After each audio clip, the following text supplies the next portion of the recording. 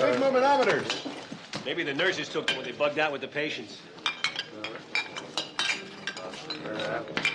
Klinger, this is the medicine box. This is the not medicine box. Bandages are not medicine? If you can't swallow it, don't put it in here. Is medicinal alcohol medicine or not medicine? Not! Every time the enemy so much as sneezes in our direction, I-Corps evacuates the nurses and leaves us to do all the work. Major, this ain't dish night at the Bijou for me either. Grab that. Well, as long as the Chinese are on their way, why don't we just leave this stuff sitting out with a tag on it that says no starch? Fold. When are we leaving, Colonel? I don't even know if we are leaving. I got space for a half a box of not medicine. You put this in with this? Can you swallow either one of those? Klinger, call I-Corps. Ask them if we're getting our nurses back in a day or so, or are we going to be joining them? Yes, sir. Oh. Triage. Let's go. These instruments are ready. All right, put some out at each table, but don't touch anything with your bare hand. Hell of a way to sterilize instruments when we've got a perfectly good autoclave. As soon as the nurses get back, I want everyone to take a crash course on how to run that thing. As soon as the nurses get back, we won't need to know how. Watch it, Charles. You're plastering this kid's wound. Sorry. I'd be happy to do this in the plastering room where it is supposed to be done. I want all the patients in here. We don't have anybody to watch them while we operate. Do some suction, quick, fella. Is he gonna make it? I don't. Hardly enough pieces here to sew back together. All I can hope to do is buy him some time. Dear God, if it's within thy divine will, grant Private Sansa the chance. Retraction, quick! Pull that back while I sew it. Sorry. That's all right. He knows what I mean. You couldn't cut through a cup of tapioca with this. Somebody sharpen these damn scalpels before they're sterilized. I'll get on it, sir. A rake retractor. What's that? A long thing with two prongs and a hook on it. Hurry up. Long thing, hook on a two Come on. prongs. Come on. You want a can opener? Get with it, will you? What do you want from me? I'm not even qualified to be a cook, and they got me doing this nurse stuff. Okay, boys, let's cool down. Hell. World War II, I once spent 3 weeks in a field hospital without a nurse in sight. No reason we can't last a few days. You apply yourselves, and you'll be amazed at what we can do without them. Sir, the Chinese have pulled back. The nurses will be here tonight. Thank God.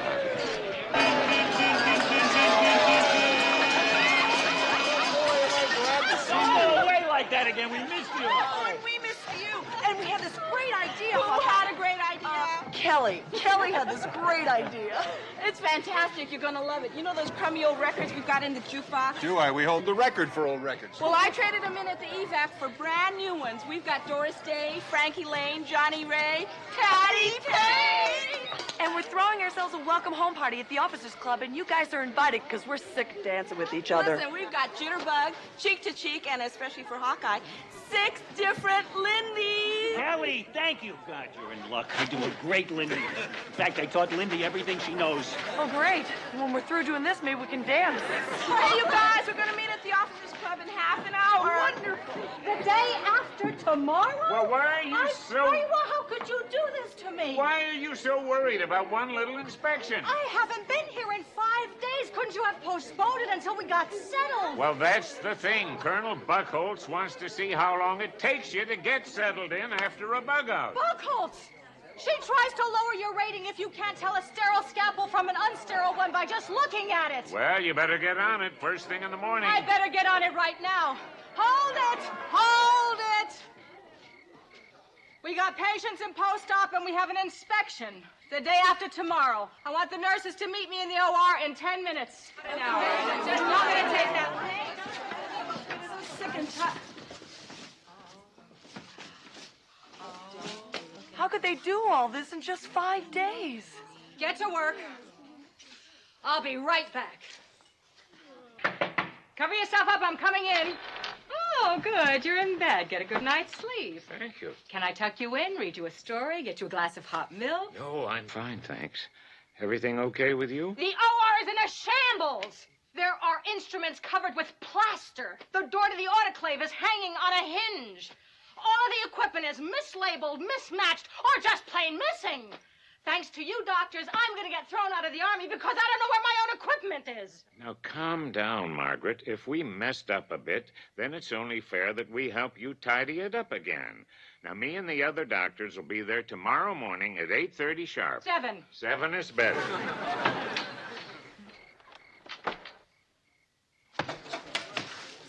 Major, what is that down there?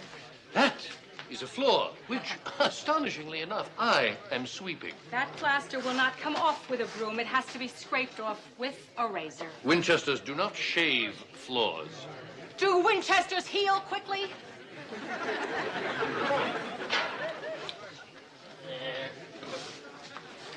Webster, track down everything on this list and put it where it belongs. Right, Major. I think this thing goes on there. Well, then where does this thing go? Maybe that's just sort of extra. Does anyone know where the vascular clamps are? Yeah, they're in a box of things you can't swallow. Oh, it's gonna take me a long time to learn this system. Whoa, Hawkeye. Yeah. Can I read the label on that box? Surgical stuff and purple things? Oh, great. Unforgettable, that's what you want. What? I can't help it. Whenever I look at you, I hear that song. And by some incredible coincidence, that very song is in the jukebox tonight. Oh, great. Hope we can hear it from over here. Well, I was kind of hoping you'd be over there. I have a cheek with your cheek's name on it. Yeah, well, we're never gonna get out of here until we put away all the surgical stuff and purple things. Right.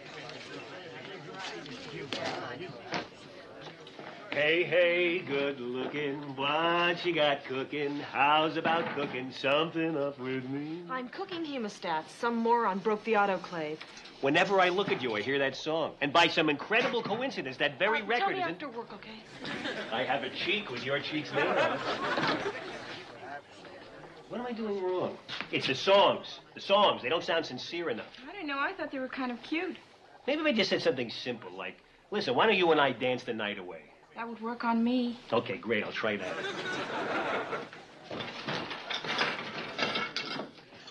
I understand you're the one who broke the door on the autoclave. Why don't we just call the autoclave club? I don't have any time for jokes. Just fix it. I haven't got any time either. I got to get home and put my tux under the mattress. All right, okay. I'll make you a deal. I fix the autoclave, I go. Okay? Fine. Very simple. The hinge is bent, that's all. It takes 3 seconds. 1, 2, 3. Oh, I don't believe this. I lost an earring in the bug out. Here, take mine. Thanks. Aren't you going to wear them? I'm not going tonight. What are you talking about? I'm tired. I'm going to sleep. What's the matter? You feel kind of beat? Yeah. Sort of sick and tired. I need some volunteers. Oh, Major, we kind of thought we were finished. There is an inch of dust on top of the doors to the OR. On top of the That doors? is the first place Buckholtz will run her white glove. We were up all So night. was I. I don't push anybody harder than I push myself. Now, come on, who's going to do this? I'll do it, Major. Doors, window sills, the supports under the operating tables, it's all there. As soon as we're through with this, I am going to sleep. I advise you all to do the same, because I want you on your toes tomorrow. Come on, let's go. Are you still working on that? Oh, hi. Is Truman still president? You know what you're doing wrong. You're using the wrong flange. You got to use the one with the cam on it. The wrong flange. The flange with the cam fits in the groove with the tube. The cange of the flam and the groove of the tube. Yeah, the trouble with machinery is the charm doesn't work on it. I'll do it. You go to the officers' club. Kelly, you're terrific. See you over there. Buy you a drink, okay? Okay.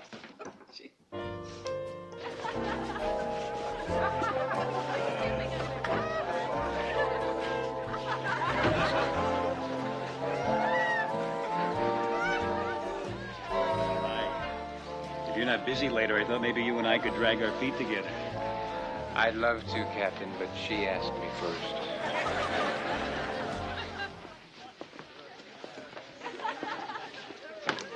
A beer and a rat poison chaser, please.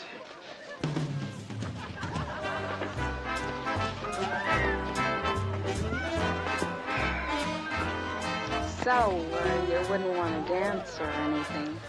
Ooh, geez, that's bad.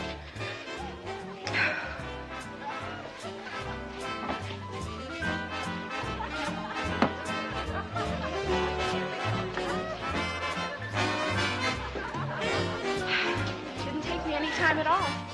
Huh? The autoclave, I fixed it in no time. Oh, great. Boy, I really admire you. So, listen. You wouldn't want to dance or anything. Hey, yeah, it's a great idea.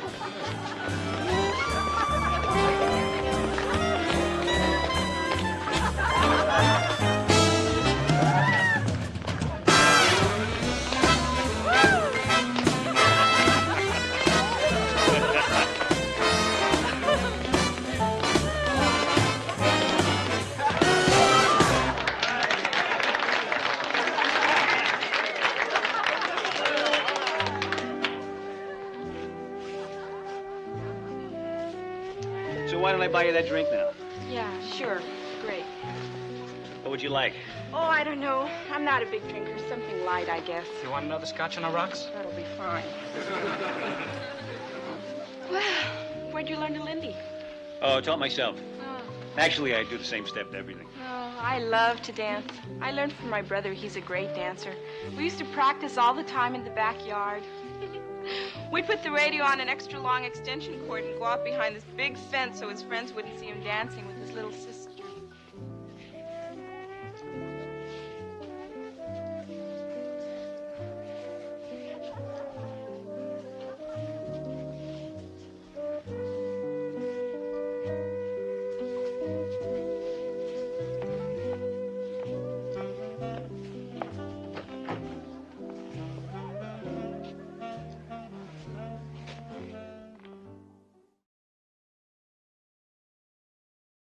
Is this how you keep all your charts? Oh, yes, Colonel. I follow the manual to the letter. As a matter of fact, we're very I'd like to careful see your emergency tray. Right this way, Colonel.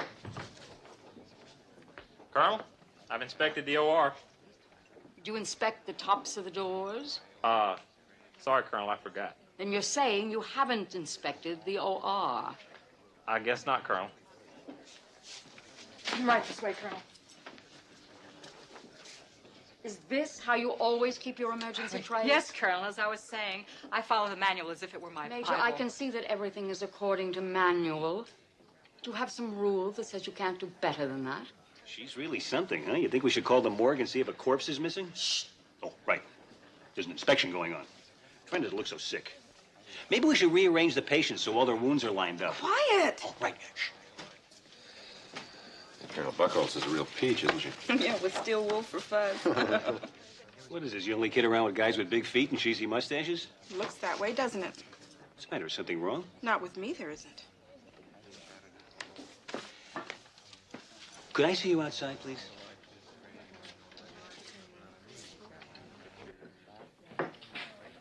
What's going on with you? Does it matter? Well, if you're upset with me, I want to know why, because I don't think I've done anything to you. You can say that again. Exactly what is your problem? What's my problem? All right. I'll tell you. It's you, pal. When you're with Lacey, it's hey, good looking. With Webster, she's unforgettable. And me, you treat like a rag mop. Rag mop? That's right. R-A-G-G-M-O-P-P, rag mop. What the hell are you talking about? I'm talking about how when the slow music comes on, you suddenly need a drink, like you're afraid you're going to have to put your arms around me. And then when I try to talk to you, your eyes are on every nurse in the room but me. Look, is that what this is about? That I was a little distracted last night? It's not just last night. You've been like that ever since I got here, and you weren't distracted. You've been avoiding me like I was Typhoid Mary. Sorry, I didn't mean to hurt your feelings. It's just that I never saw you, in that way. You never saw me, period. And why? Just because I'm not 5'9" and slinky with long blonde hair and a perky little nose that would fit in a bottle cap. It's not that I don't think you're a terrific person. You haven't the faintest idea how terrific I am. For your information, I happen to have a fantastic sense of humor, a bubbly personality, and I am warm and sensitive like you wouldn't believe. I also sing and play the guitar, and I'm learning to tap dance. And on top of all that, I happen to be cute as hell. Just a minute, Lieutenant. What is this racket? I'm being inspected in there. So am I in here. You two are supposed to be working together. I'm being rated on nurse-doctor relationships, and you're in here screeching at each other like two alley cats. I'm sorry, Major. You! Paste a look of cooperation on your face, or I'll paste one on you. Something nothing wrong, Major. No, not at all. They were just discussing a medical procedure, weren't you, Doctor? Oh, yes, right. Yes, thank you, Lieutenant. That was an excellent idea. I think you're right. We should definitely run a hemoglobin on that patient. Well, it was just a thought, Doctor. And a darn good one, too. Would you two kids mind not dripping syrup on my patient? All done, Colonel. All right, Lieutenant. The supply room is next. This time, see if you can do it in one trip. Excuse us. Right this way. Show Lieutenant Geyer to the supply room and take notes of anything he finds that's substandard and report back to me. Everyone is working on the late shift tonight. There are a number of things I want to work on in here. Right, Major. This way, Lieutenant. I'll need to ask you to open a few boxes for me. I have to check to see if the right pills are in the right bottles. I wouldn't be surprised if she asked you to check the cotton filling. Margaret, do you know what exactly goes into green gravy? What is wrong, Margaret? Would you like me to dust under my vegetables? What? You're staring at my tray. I did everything I could to make things perfect, and she still wants more. From where I sit, perfection isn't all it's cracked up to be. What's that supposed to mean? Having spent the day as a nurse, it seems to me to be a full-time job just being good. Are you telling me I work my nurses too hard? If he's not, I will. I don't ask them to work any harder than I do. Buckholz doesn't ask you to work any harder than she does. Look how it makes you feel. Honeycutt, the problem is not with me. It's Buckholz. Please, just let me eat in peace. I mean, I know we have to have inspections once in a while, but the tops of doors... Oh, there's no pleasing Buckholz. She's never satisfied. That woman is driving me nuts. She's almost as bad as Houlihan. Yeah. Sandler's blood pressure's dropping. He was in such bad shape when he got here. I'm surprised he's lasted this long. All we can do is keep him on the IV and just let him be as comfortable as possible. Okay.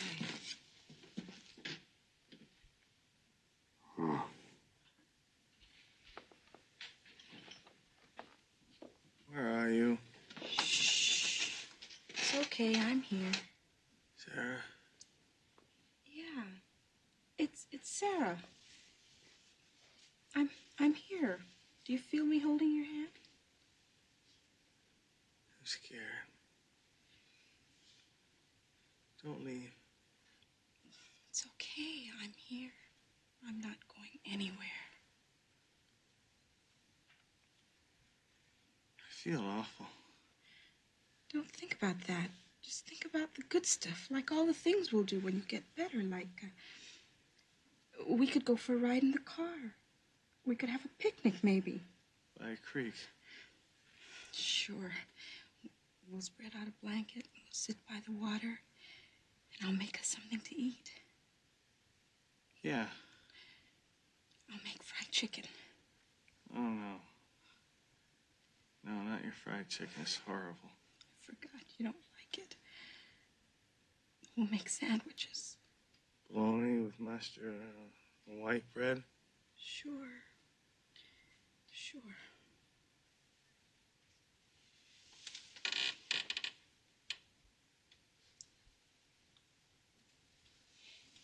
Do you feel better? Yeah. Yeah, I do.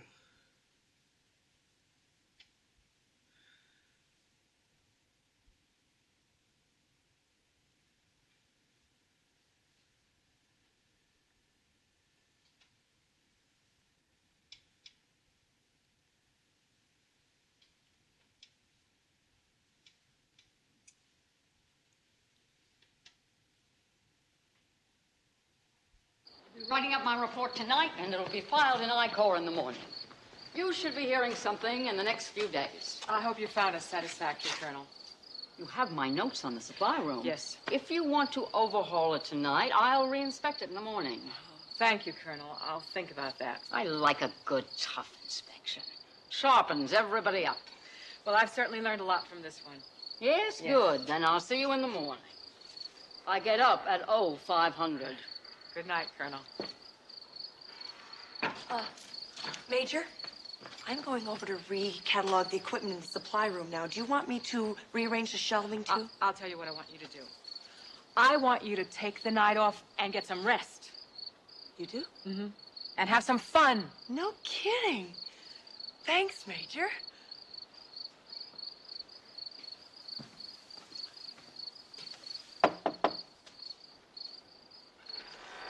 Hi. Well, look at you. Sorry, she's not here. Who? Whoever you came to see. I came to see you. Is that so? You were right. I really wasn't seeing you. Actually, you're everything you said you were. Well, thanks. That's nice. Right. I brought these for you. Oh, thank you. Can I come in for a minute? Well, gee. I mean, unless it's a problem. Well, no. Hi. Right. You want your flowers back? No. You two kids have a good time. Okay. See you later. What's the occasion? Graduation day. I just got an education. Did you? So did I. What was yours? What was yours? Yeah, you're right. It's none of my business. How's your Lindy? How's yours? Perfect. But I can take it down a little.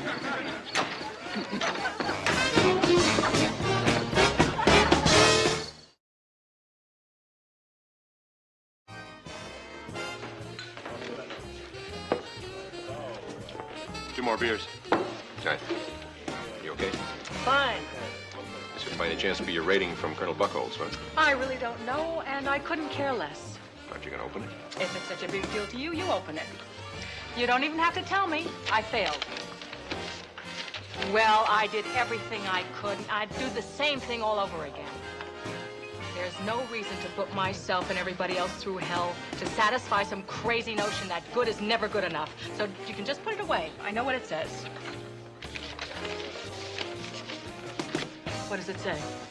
You and your nurses were found to be satisfactory. Satisfactory. Is that good enough?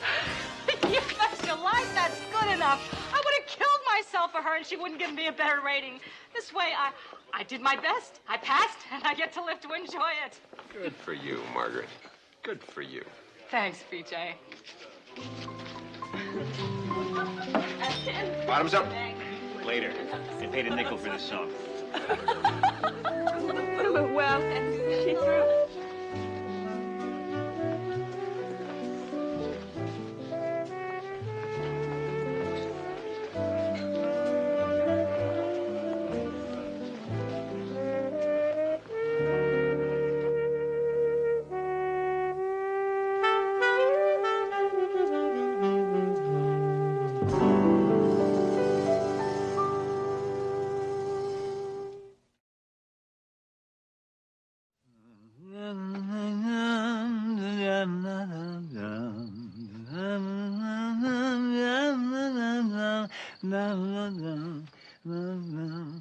We're having a party, a Halloween party. It might be amusing to watch a ghost boozing and see if it can. Yeah, rather than sing, Supermouth, why not try leaping off a tall building with a single bound? Can't help it, Charles. My voice is more powerful than a locomotive. Well, Clark, how do I look? Oh, the classic clown. Big nose, baggy pants, and wherever did you get those gigantic, ridiculous feet? From my father's side, his sister Selma. Will you hurry up with that? We got to get over to Rosie's before the Marines start eating the bar. I hope these guys aren't the same ones from last Halloween who wound up playing pin the tail on the bartender. The very same, the Pooh-San Piranhas. But this year they had a promise to let their hair down. You sure you won't reconsider, Charles? It sounds like your kind of crowd. As long as you're already wearing a mask. Thank you. No, I'm on duty tonight. I have no doubt that an evening of illness and human suffering will be infinitely more entertaining. Hey, guys, can one of you come and look at... Klinger, do you realize how many Zoots had to be killed to make that one suit? You like it? My Uncle Habib gave it to me. He had some business setbacks. He won't be needing it for 1 to 5 years. They should let him out and lock up the tailor. Will you guys knock it off? The piranhas have landed at Rosie's, and already we got their first casualty. I'm sorry, I don't remove tattoos. How about billiard balls? What? A Marine got one stuck in his mouth. That must have been some shot. Can he breathe? Oh, yeah, he's fine. You need a bazooka to kill those guys. He bet someone that he could put a pool ball in his mouth and then take it out. Well, he was half right. Maybe he'll keep him quiet for a while. The other guy said he pulls these obnoxious stunts all the time, but he needs a doctor. Well, this certainly doesn't look like a job for Superman. Certainly wouldn't want some clown to handle him. Is there a doctor in the house? I don't believe it. A pool ball? Yep. In the mouth? Mm-hmm. People say Americans are crude. Oh, come on, Charles. Where's your Halloween spirit? Halloween spirit? At any moment, a wounded soldier could come in here, truly needing my services. And what am I doing? I am treating some leather brain who literally decided to have a ball. I will show him some Halloween spirit. Hello, I'm Dr. Winchester. And your name is? Would that be with one M or two? Of course. 3. Now then, what seems to be the problem? Now, my dear lad, don't be shy. The doctor is your friend. Oh, seem to be a bit congested. Be a little frog in your throat? Could you cough for the doctor, please? Oh, my dear man, how can I discover what's wrong with you if you will not cooperate? Oh, I see. You want me to take temperature. I can do that. God! Do you realize you have something in your mouth? What on earth could that be? Oh, looky. A little 6 painted on it. Could that be how old you are? Oh, now I see. You may not realize this, but you have a pool ball lodged in your mouth. No sweat. There is an alternative. I'll just take your temperature the other way. Well, now, don't get mad at me, chum. I mean, if you didn't have that silly pool ball in there, I could stick the thermometer in your mouth. Wait, I got a crazy idea. You know, this just might work. What if I were to remove the ball? How would I do that? Let's see. What to do? I know. I shall pull all your teeth. Come on, sport. You a Marine or a mouse? Could use a muscle relaxant. That ought to do the trick.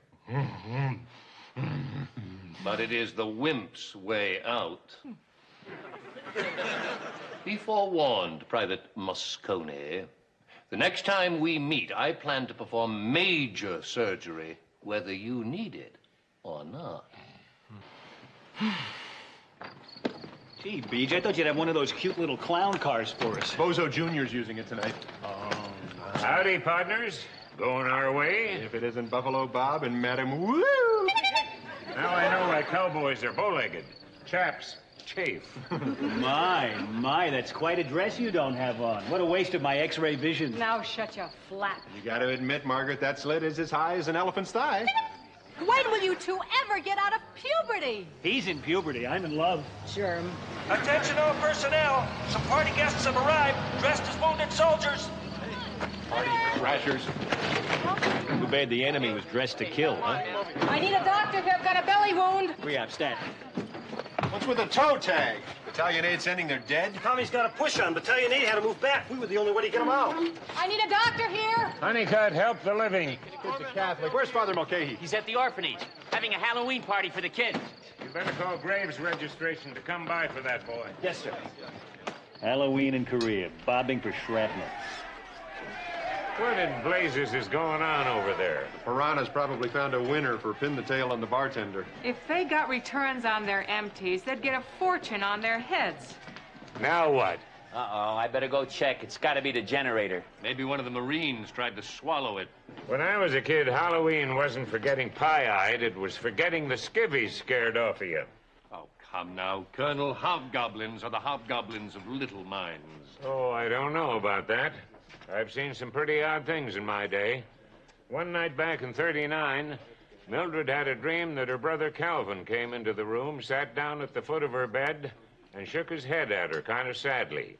It was so real, she felt she could reach out and touch him. In the morning, we got a phone call that Calvin had died of a heart attack. Mildred got on the phone to her sister Louise. Before she could get a word out, Louise said, "It's bad news, isn't it?" She said, "I had a dream last night that Calvin came and sat at the foot of my bed and shook his head at me." Well, it's a sad tale, Colonel, but surely coincidence explains it. Not to me, it doesn't. I got bad news and bad news. The generator's on half power, but the bullets are full strength. There's more wounded in the compound. You see to it that every unnecessary light in this camp is doused. I'm free. Anyone else? Oh, Colonel, it's dark out there. Don't worry, son. I'll hold your hand. I'll take this one. What happened, son? A few of us were on patrol. Someone stepped on a mine. My leg feels like it's on fire. Compound leg fracture. Prep him. And be careful. I don't like the way that bone's sticking out there. You're going to be fine. Just relax. How you doing, pal? I guess I bumped my head, Doc. It smells like you had a few dozen drinks to kill the pain. Oh. Well, us Marines were just having a little party, too. Yeah, I know. We almost called the cops on account of the noise. Yeah, it was great. Me and this corporal decided to have a little Jeep race, backward. Boy, don't ever race a Jeep backward, Doc. I'll try to remember that. Oh, it was going great. I was ahead. Or was it behind? Anyway, this dumb chicken gets in the way, so I swerved to miss it. And I did. Unfortunately, I ran over the whole chicken coop. Oh, gee, I'm sorry to hear that. Nah, it's okay. I won anyway. Just got a few shell fragments. Come on, wrong way. You're as funny as you are smart. Thanks. Jeez, I got fenders everywhere. So my uncle is way out at sea. His compass is broken, no radio, and there's a storm coming up. Through the fog, he sees this old fishing boat, the Luck of the Irish, chugging along like it knows where it's going. So he follows it, and it leads him safely back to port. As my uncle is tying up, the boat turns around and sails off into the fog. Boy, I'm all a quiver. I'm not finished yet. The next day, when he told the Coast Guard how he found his way back, they told him the Luck of the Irish had broken up and sunk 20 years before. Oh, come on now, Pierce. We're all adults here. Clamp. Wow, 20 years. No, not in 20 years, no. I don't know about you, Charles, but that certainly made my flesh crawl. Good. Have a crawl over to my place tonight. You haven't got a prayer, even with the Luck of the Irish. Here's the x-ray of that compound fracture. Damn. Been poking around people's bodies for 30 years, but this is one thing I'll never get used to. What is it? This protruding bone. It can be removed completely. You'll be better off without it. I don't understand. It ain't his. Probably belonged to the man in front of him. The mine explosion drove it right into this boy's leg like a spear. Oh, my God. More wounded in the compound. They're litter to litter. This kid would rather I didn't leave just now. I'll go. Close for me. Actually, I'd prefer the privacy of a phone booth. The way I see it, the Army owes us so many coffee breaks, we should get 1954 off. What do we got here? Shoulder wound, Doctor. Yeah, that's not too bad. How do you feel? I'll live. You sure will. Don't worry, I've never lost a patient. I never lose anything. Have you seen my stethoscope? Hang in there. Better get some x-rays on him. Right. He's so thin, you could probably just hold him up to the light.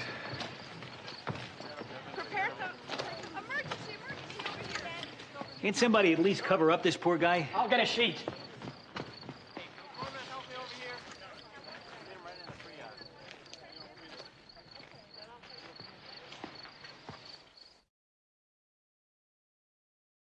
After her husband's funeral, she decided to take a picture of the car wreck for insurance purposes. When the photo came back from the drugstore, standing in front of the car was her husband, wearing the suit she bought to bury him in. You know what's frightening is that so many idiots could be in one room at the same time. Doctor, I'm getting an irregular pulse. What were his electrolytes? Didn't get any in pre-op. What's going on? It's that skinny kid they just brought in. We put him under, and now he's got an arrhythmia. If he had any dysrhythmia, he wouldn't have passed his Army physical. Yeah, well, there's no time to call his draft board. We got to get him stabilized. Better draw some blood and get a set of electrolytes. He's doing a little better. Let's get this finished up as soon as possible. We're shifting into overdrive. Your neighborhood broken record. We got wounded. We got wounded. Damn.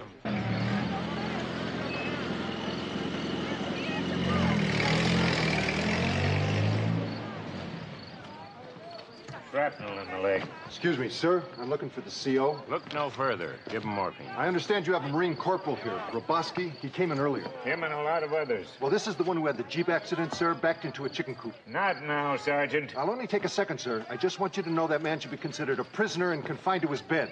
Sergeant, see this red all over my hands? I ain't been painting. Give me a break, Colonel. You know how touchy the Army is about this sort of thing. We ain't only responsible for those chickens, but for all the eggs they would have laid. Listen, damn it, we got enough wounded here to hold us through WW4. I personally have a dozen types of blood squishing in my boots. I am tired. I am discouraged. And I don't give a damn about any blessed chickens. Got it?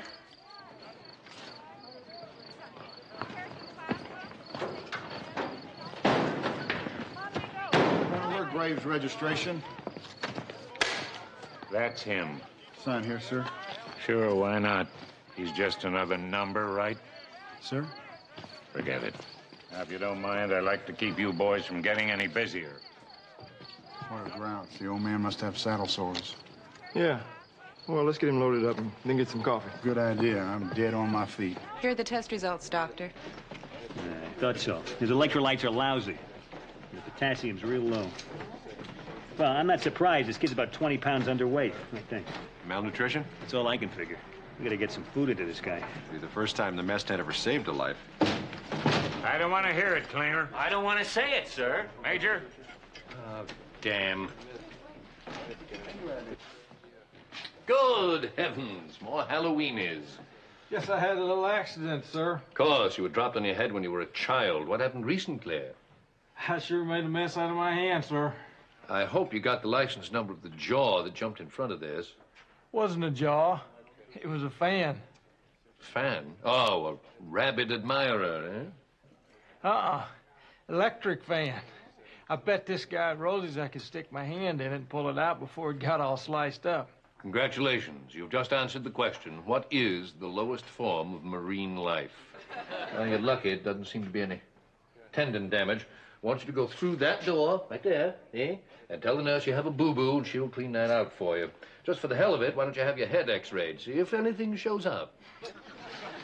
You're one in a million, Doc. That means so much coming from you.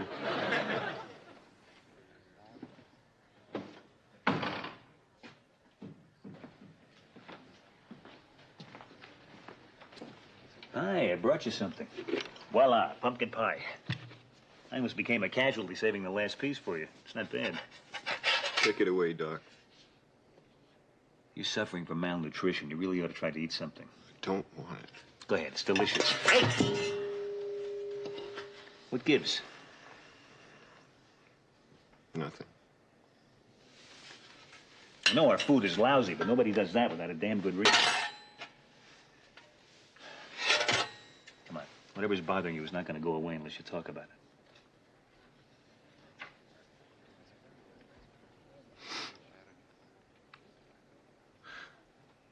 A couple of weeks ago, we were in heavy fighting near Heartbreak Ridge.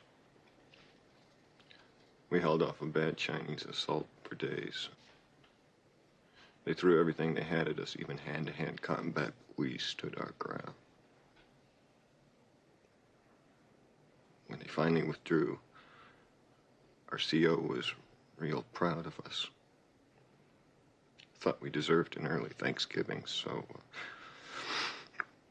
we got some turkey sent down special. Even had stuffing. And Bertelson, Wooster, Greenwade, and me found ourselves an empty foxhole.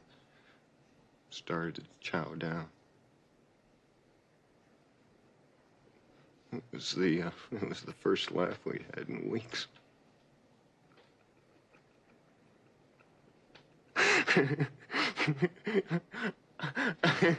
I ate real fast.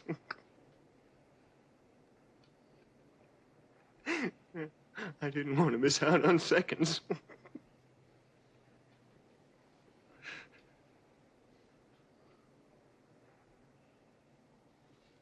I was standing in the chow line getting my tray loaded down again.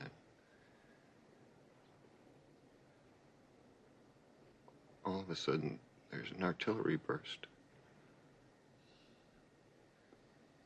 Just for a minute, you know?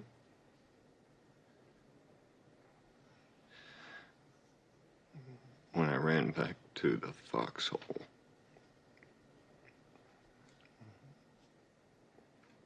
my buddies were dead.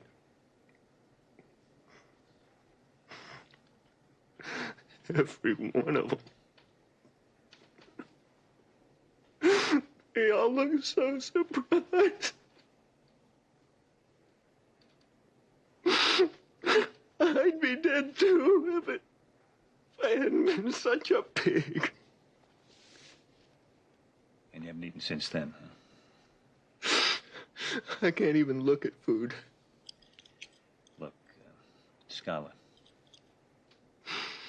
I know it's rough, but if you don't eat, you could die. I know a doctor, Sidney Friedman. He helps people work things out. He's got a shoulder big enough for the whole world to lean on. I'd like you to talk to him. What do you say? How could anybody make me forget what happened? Nobody forgets what happens here. The secret is learning to live with it. For all of us.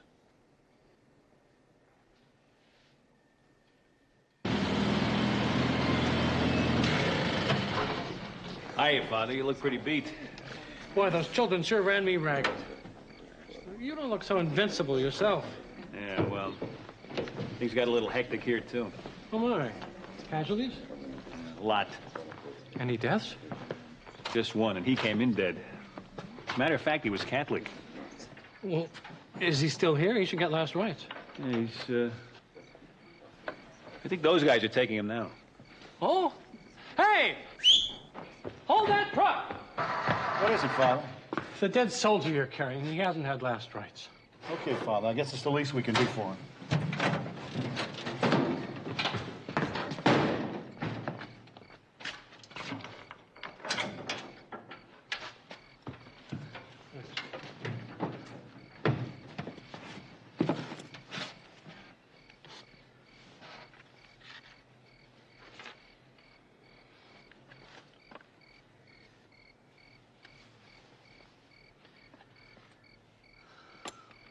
Peristam sanctam actionem indulgia tibi Dominus, qui intende Christe epi Christum.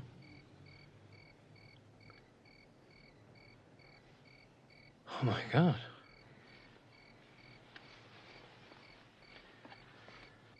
Hawkeye! Gentlemen, I want to thank you for... Gentlemen, I want to thank you for taking up the time we would normally have frittered away on casualties of a far less ludicrous nature than yours. You will undoubtedly be returning to the pool halls of Montezuma, and you to receive advanced training in hand-to-fan combat. Gee, Major, we're just letting off a little steam. Well, perhaps sometime in the future you might try to act a little more like mature adults. From now on, I promise I'll try to act just like him.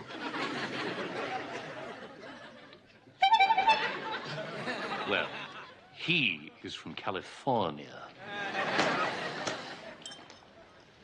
How's he doing? He seems to be resting easy. I just can't believe the battalion aide declared him dead. Well, I wouldn't condemn those folks at Battalion 8 so fast. They're moving out. All hell is breaking loose. A man comes through with no pulse, no heartbeat. More holes in him than a golf course. But then you'd have thought somebody here would have checked him out. Now, well, once you see that toe tag, you got to assume he's got both feet in the grave. It's the first time I've heard of where being dead wasn't terminal. Welcome to the club, Padre. You saved a life. Well, no, Well, I guess I was in communication with the one who did. Weird. I've never seen anything like it. This is definitely one ghost story nobody's gonna top.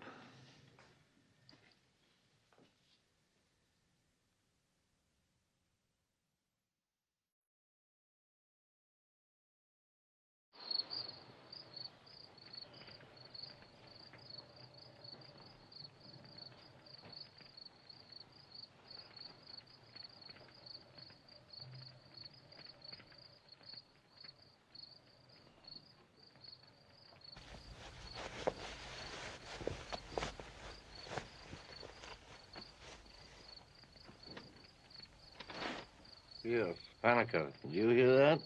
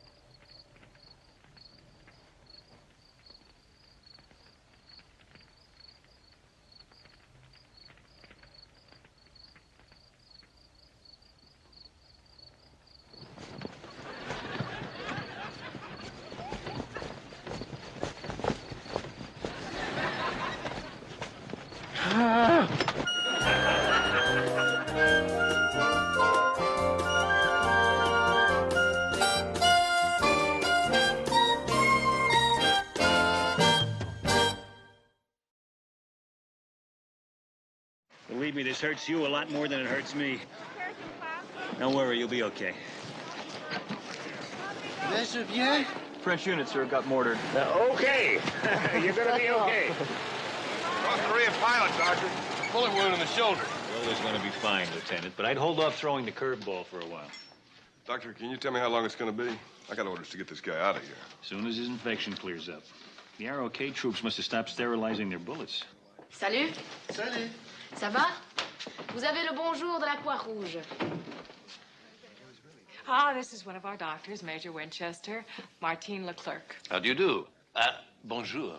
Bonjour, docteur. Miss Leclerc is a volunteer with the International Red Cross. A touch of Gallic loveliness is just the prescription for these boys, not to mention their doctors.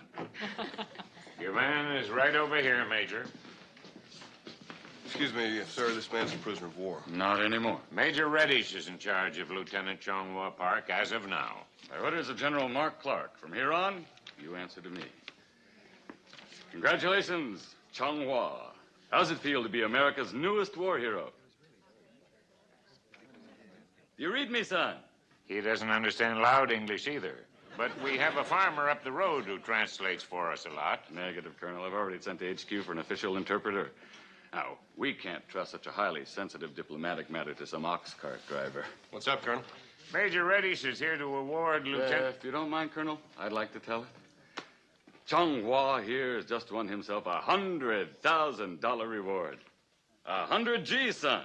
$100,000 for what? On April 27th, General Mark Clark, head of United States Forces, Far East, offered $50,000 American to any and all enemy pilots landing a Soviet-built jet in good condition in friendly territory. Plus an additional 50 big ones to the one who's first. I think I signed up on the wrong side. And he also gets a free trip to the States, plus American citizenship. Where things are going, pretty soon there'll be a prize in every hand grenade. Major Reddish is General Clark's Assistant Chief of Public Information. Colonel, please. Let me get a word in. Now then, I can't take credit for coming up with this idea. General Clark himself figured that the war needed a shot in the propaganda. You know, it's been getting harder and harder to sell this war to the folks back home. Well, that's what happens when you spend everything on weapons and nothing on advertising. Right.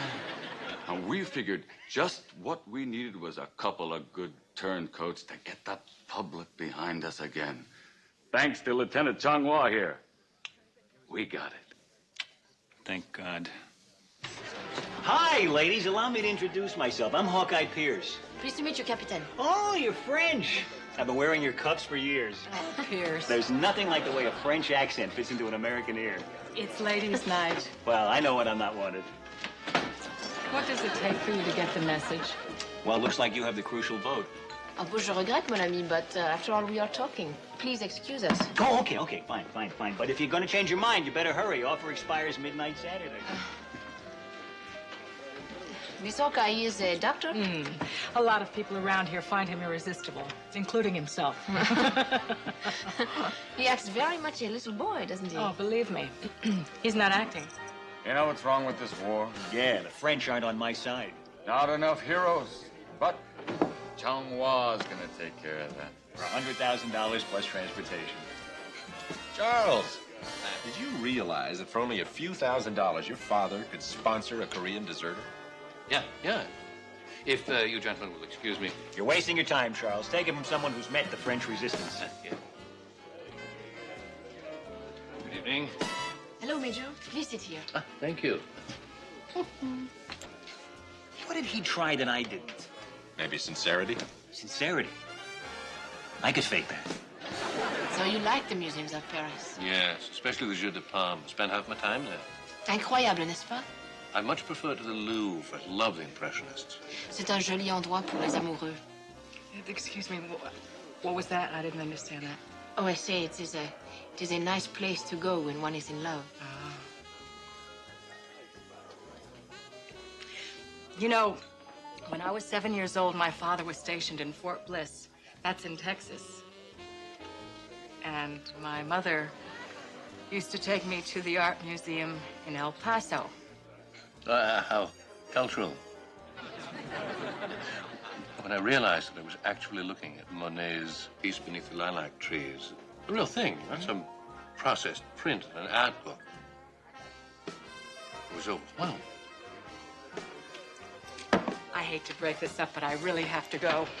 Oh, I'm so sorry, Major. I'm afraid I've been impolite. It's okay. No problem. Good night. I hope she's not mad with me, Major Hooligan.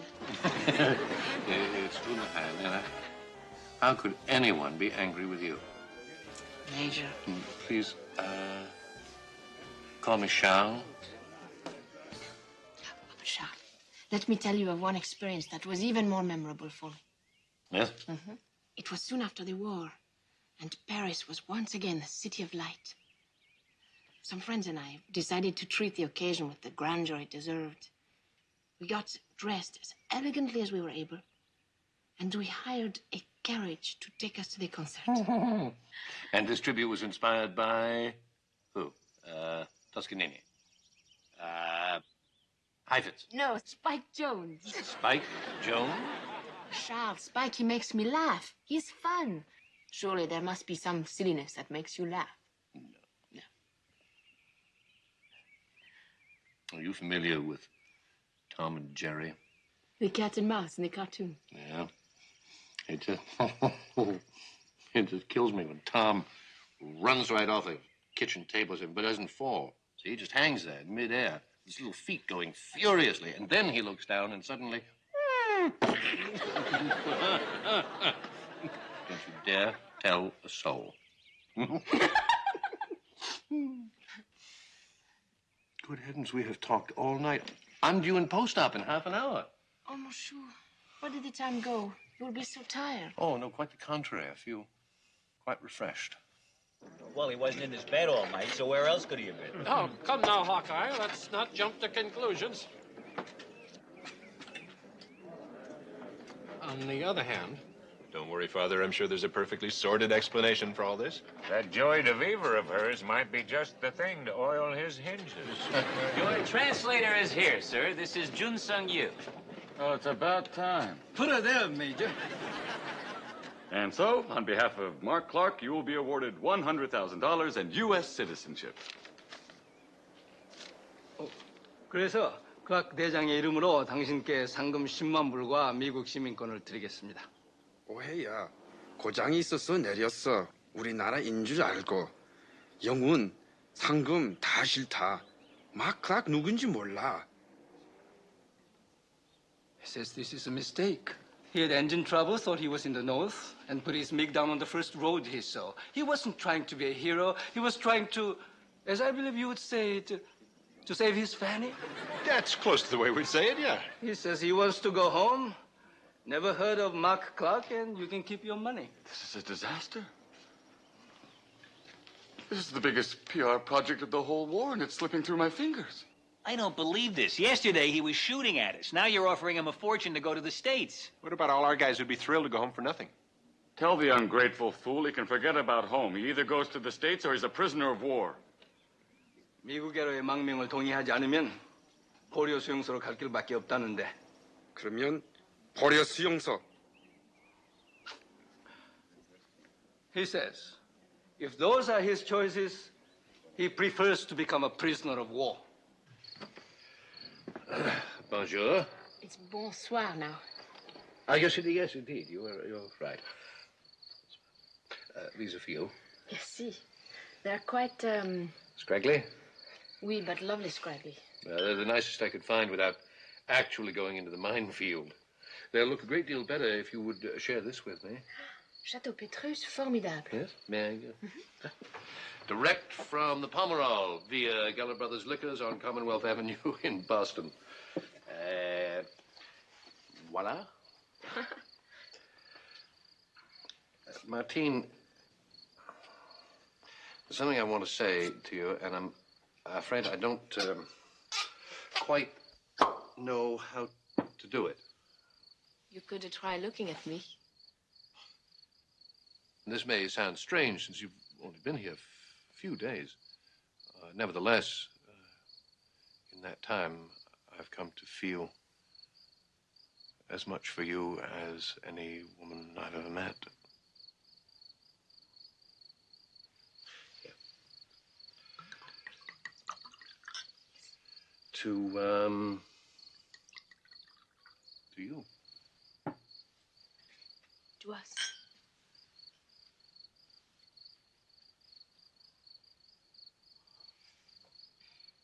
Charles, I know your feeling because I have not felt that close to a man for more than a year. That's when Robert died. Oh, I see. We were 4 years together on the Boulevard Montparnasse. From the day he carried me over the threshold of our apartment until the end came. I'm so sorry. Oh, ça va. The memories are still alive. But I was thinking I would not feel that close to a man again. But now I know you.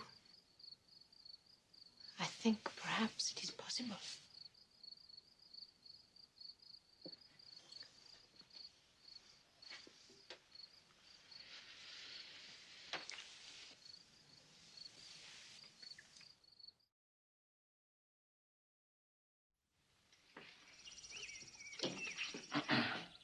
Excuse me, nurse. I know it's early for visiting hours. I was wondering if I could talk to Lieutenant Chong Hua. I really don't think so. Oh, by the way, I thought you might appreciate these. Wow, silk. Thank you, sir.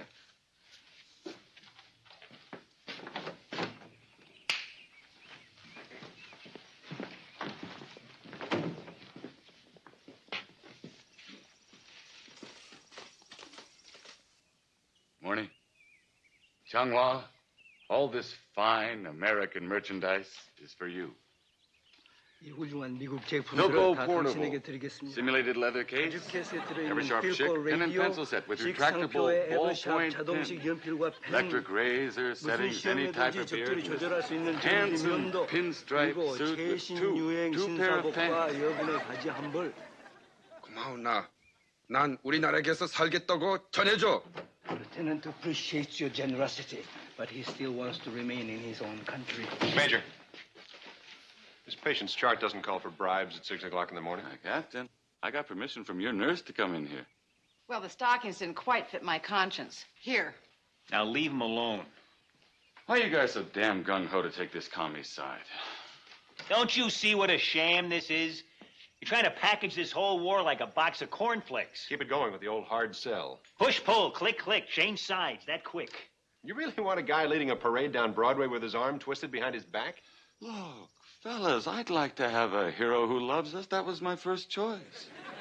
But if I have to, I'll settle for one who hates us. Who the hell's going to know the difference anyway? The jerk doesn't even speak the language.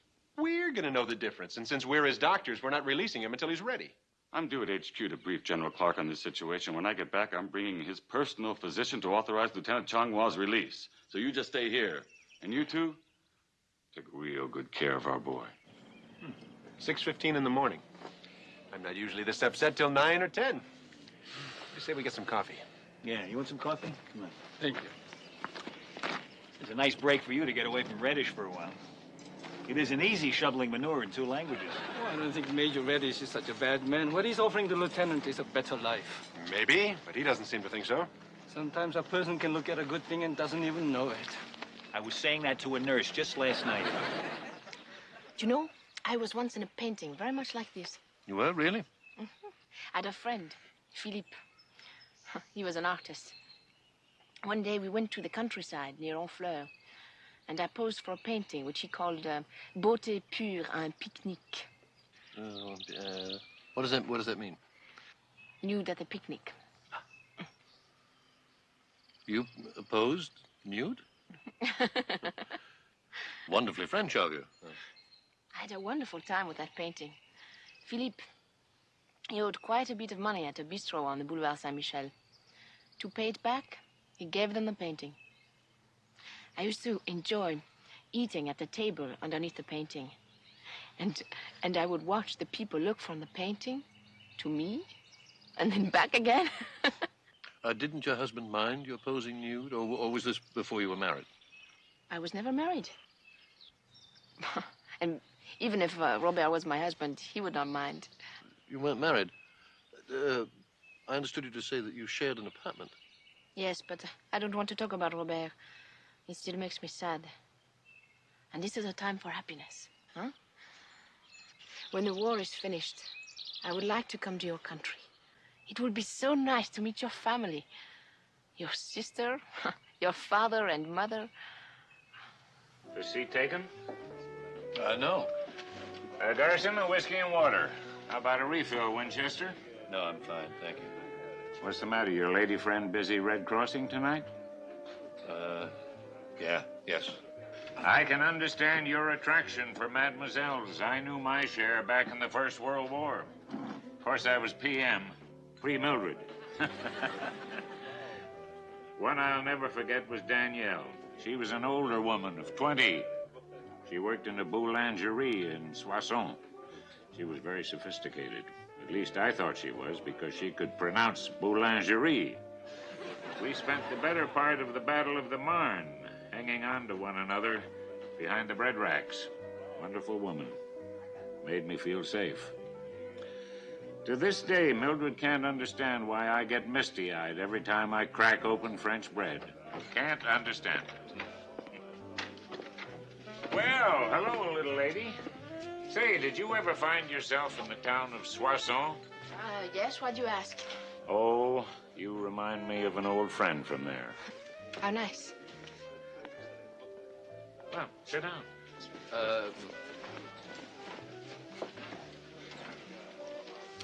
I guess you finished your chores all right, huh?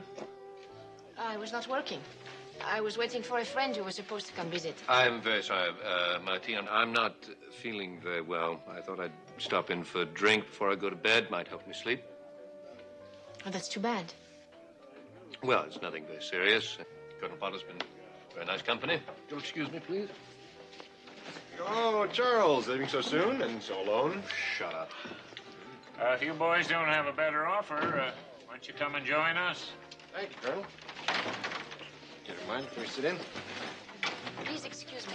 Oh, if we're intruding, we... No, I would just like to have a drink. Well, stay put. I can get curb service. No, thank you. She okay? Beats me. So what's the latest on the tug-of-war over the North Korean pilot? Unfortunately, Major Reddish is winning. He's coming back tomorrow to get Zhonghua. Too bad. I hate to see any fellow human being, even the enemy, in the clutches of a PR man. No, I don't think she's coming back.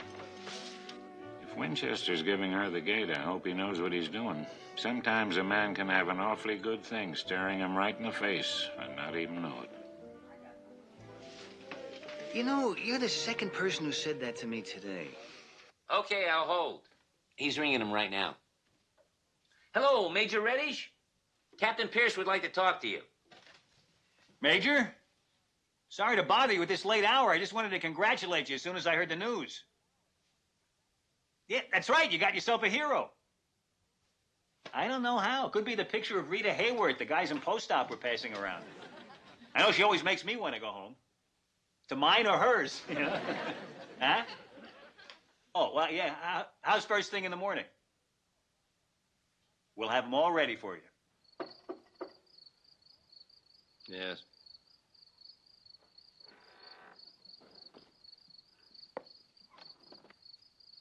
How are you feeling? Fine. Oh, better. Thank you. Charles, have you a moment to speak? Could it wait? No. I must leave tomorrow. And I would like to know what has happened between us. Nothing's happened. Please don't treat me like a child. I can see that you are different since the picnic. Then we were talking about the future and all the wonderful times we would have together. And now all of a sudden you are very much distant. There's no sense getting into this. What makes no sense is to finish the kind of relationship we had without knowing why. Martine, we are simply not compatible. When we were alone last night, we were not compatible. Yes, we were. But this isn't Boston. I don't understand. Martine. My family is very conventional. They could never understand the life you've lived, your bohemian way. Couldn't accept it. What matters is, can you accept it? No. I can't. I'm sorry. But no. And there's nothing I can do, and I can't change who I am. Charles, you make me very sad. But I am not nearly so sad for me as I am for you. Me? You know, I told you earlier that I was not attracted to your friend, Hawkeye, because he was too much a little boy. Yes.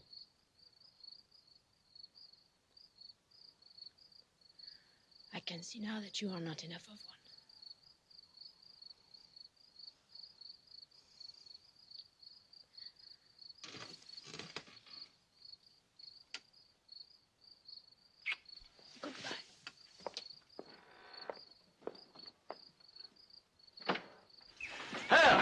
Better be hitting the road. I got photographers waiting at Kimpo and a press conference in Tokyo. All set for you, Major. Thank you, Captain.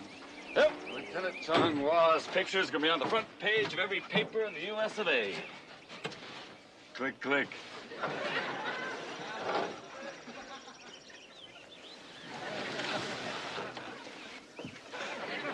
What the hell is this? Well, the uniform's a little big, but that can be taken in. You were. Pierce, where's my man? He's on his way to a POW camp. He's got no business there. Now, damn it, I want my North Korean. What's wrong with him? He is a South Korean. North, south, without a program, it's hard to tell. Look, this guy wants to go to the States. I have no family. I'm not a combat soldier, so the army won't miss me. You stay out of this. Jun Sung is the perfect hero. He speaks fluent English, loves hot dogs, knows American history better than we do, and besides, he's cute as the dickens. You don't want some guy who's going to be sticking his tongue out at America. You want a happy turncoat. Listen, face it, Major. This man is going to be great PR. Just run him up the flagpole and watch them salute. I refuse to lie. And you call yourself a PR man. I'm a soldier first. I won't lie without orders. Well, if you're going to start throwing the truth around, you better hurry. Don't forget, you put the story on the wire last night. John Cameron Swayze is already hopscotching it around the world. Hoist by your own PR. Are we going to America or aren't we? Let's get this show on the road. You know, we might just blow this by him. Now you're talking your language. So long, doctors. Good luck, Jun-san. Don't drink the water over there. Thanks for everything.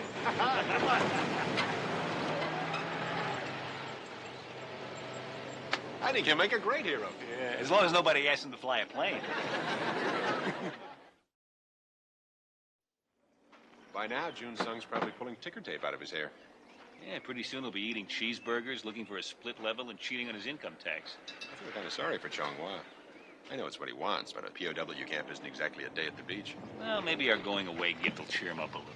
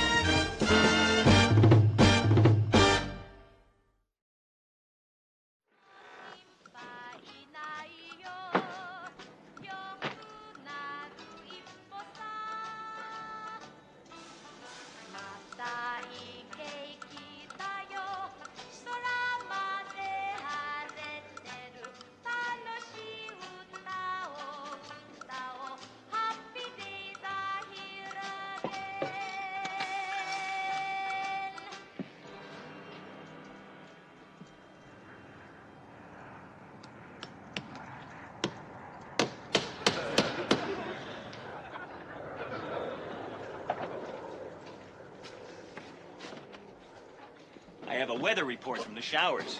Continued cold with intermittent drizzles. Fortunately, after 7 hours in OR, I'm numb anyway. Let's go over to the O Club. I'll buy you a drink. Can't even lift my elbow. I'm stiff all over. You ever have one of those wars where everything goes wrong? Sometimes you just start a day out on the wrong foot. God! You coming or not? Was that supposed to be funny?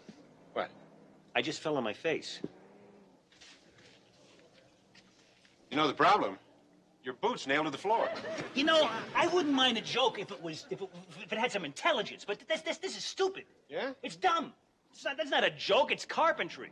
What would be better? Something with flair, with imagination, with style, like the dribble specimen bottle. Oh, that's good. You think that up? Well, no, actually, that was Trapper, but that was just one of hundreds of classics we pulled. You and Trapper were quite the duo, huh? Yes, we were. We inspired each other. We rose to new heights of good, clean perversion. Are you sure this isn't funny? What is this? What is this stuff? Spaghetti with mushroom sauce. I wonder who got the mushroom. Oh, Pierce, stop griping. It's not so bad. Ah! Oh, very funny. I wonder who could have pulled such a stupid stunt like that, as if I didn't know Pearson Honeycutt. Hey, don't look at me, Margaret. If the word stupid is attached to a joke, there's your idiot. I'm surprised you didn't try to nail your food to the table. All right, Honeycutt, what do you have to say? I think you ought to cut down on your salt.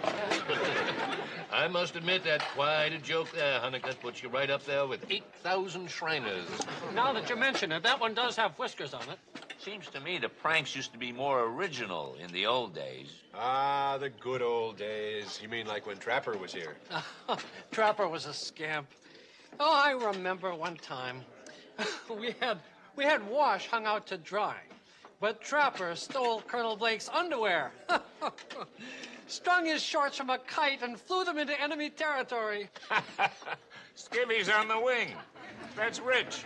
It was a classic. Trapper was a man ahead of his time. Right, Margaret? He was a ridiculous juvenile child. See? What a guy. You know, I'll bet if old Trapper were here now, he could pull something on each and every one of you and do it within a 24-hour period. Are you proposing a joke out at the OK Corral? Oh, no, I'm just talking about the legendary Trapper. Anybody who could do that would certainly be the world's heavyweight scamp. When does it start? Oh, I don't know. Those kinds of things usually start at dawn. What kind of stakes are you talking about here, Funny Pants? Well, if old Trap were doing it, I'm sure he'd want to see everybody he got do a striptease on a table while singing You're the Tops. And what if everybody doesn't get gotten? Then I guess the tables would be turned. Yeah, well, that would be incredible, because I would love to see you singing You're the Tops without your bottom. I can understand that, Hawk. Because anybody who'd want to get everybody would want to get you worst of all. Yeah, well, you're not going to get me. Oh, me? Oh, I don't go in for that sort of thing. What's going on? This is going on. Someone put it in my bed. You put a dead snake in his bed? No, it was only dead after I killed it. Oh, very clever. It must have taken you months to come up with that one. You're blaming me? This country's crawling with snakes. Excuse me, I have to put a snake in the grass. Getting a little nervous, Hawkeye. Oh, don't flatter yourself. Charles was easy. I'm not. Hey, guys, get dressed. Colonel wants to see you in his tent. Step lively, Hawk. It's not polite to keep a colonel waiting. You go first. I want you where I can keep an eye on you. My, aren't we jumpy today? Hunnicutt, if there's a God, there will be a time in your life when you are in dire straits and in desperate need of a wealthy, influential friend. When that time comes, I pray that you will turn to me so that I can laugh in your face. Mother McCree, I think I'm gonna die. Potter, I think it is. Colonel, you all right? What's the matter? What happened? Sir, you're as green as your uniform. What happened? I don't know. There I was, performing my morning toilette. I began by polishing the pearlies. But the toothpaste tasted real bad, soapy-like. Then I started coughing, and bubbles came out of my nose. Someone put shaving cream in the toothpaste tube. Well, Honeycutt, looks like I've just been initiated into the Gotcha Club. Oh, no, sir. I'm not that clever. Certainly not like Trapper John. This is ridiculous. Aren't you going a little overboard? Actually, it wasn't that bad. Far be it from me to grouse when I get got. And now that I've been had, I can enjoy watching the next poor sucker squirm. Yeah, actually, I can too. Yeah, well, if you're counting on me for some entertainment, you're wasting your time because I cannot be gotten. Oh, I know. Yeah, well, just keep knowing it. Colonel, I believe you sent for us. Right, I just got word that HQ has ordered us to swap an MD with the 8063rd for a day. You know how they like us to keep tabs on each other's surgical procedures. Do I see a volunteer? Yes, I'll go. Sorry, Beej, but duty calls. Oh, gee, Hawk, I can't let you do that. You went last time. Oh, that's okay. Then you go. Well, you've been so jittery lately. I'd feel better if I could stick around and keep Oh, an eye no, on that's okay. That's okay. Well, Well, no, I don't mind. Enough already. I'll go. It will get me out of the line of seltzer fire. Sold. Well, now that that's settled, let's go eat. Sabotaging a tube. You're a crafty one, Honeycutt. I'd hate to think what you do to somebody you're really gunning for. Me too.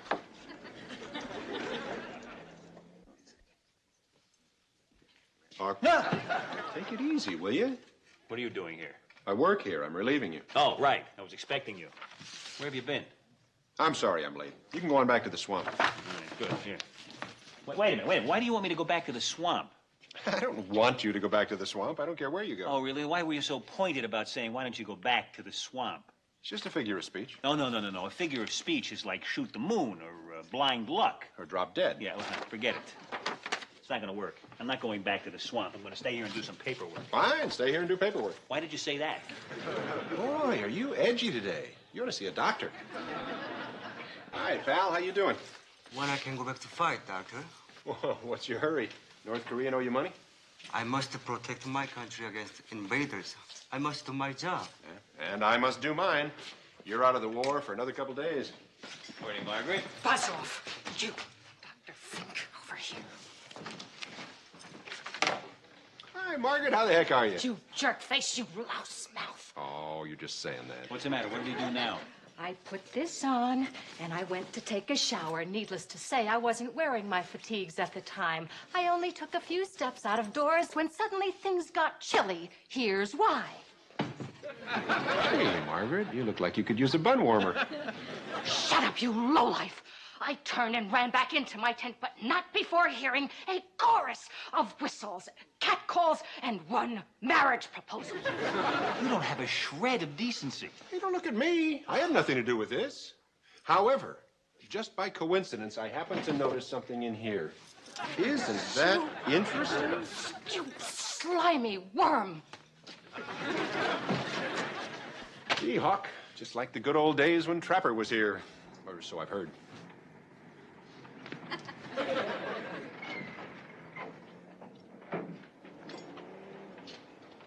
Dr. Pierce, I got a delivery for you. This is Captain Paul Yamato, MD from the 8063rd. Oh, yeah, we got you in the Winchester trade. What a steal.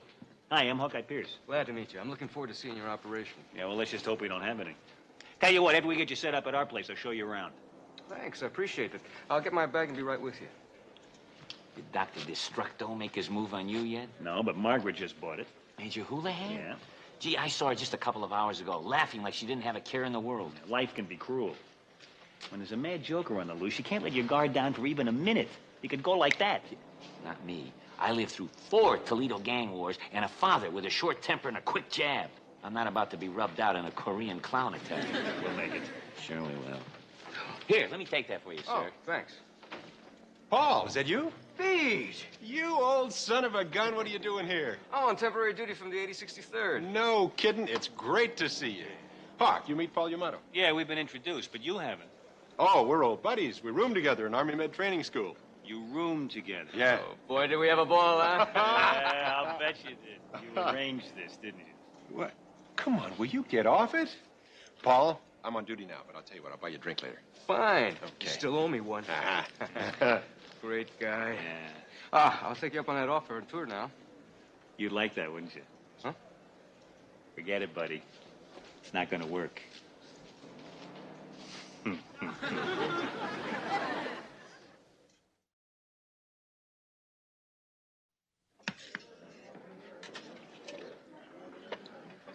Igor, yours is a thankless task, so I hope you won't mind if I don't thank you.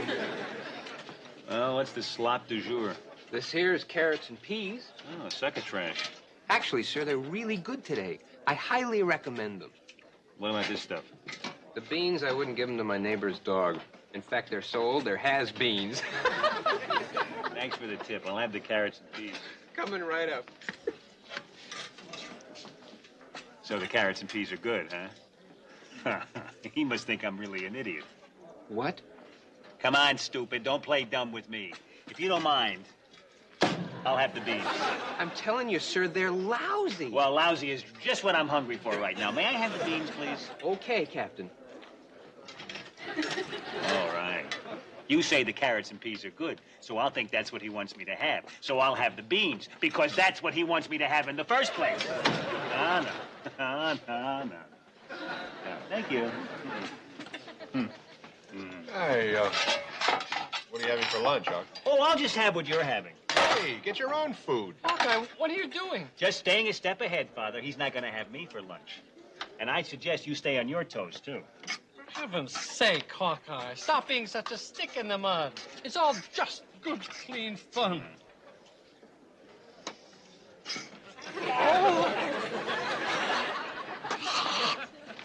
You are the lowest.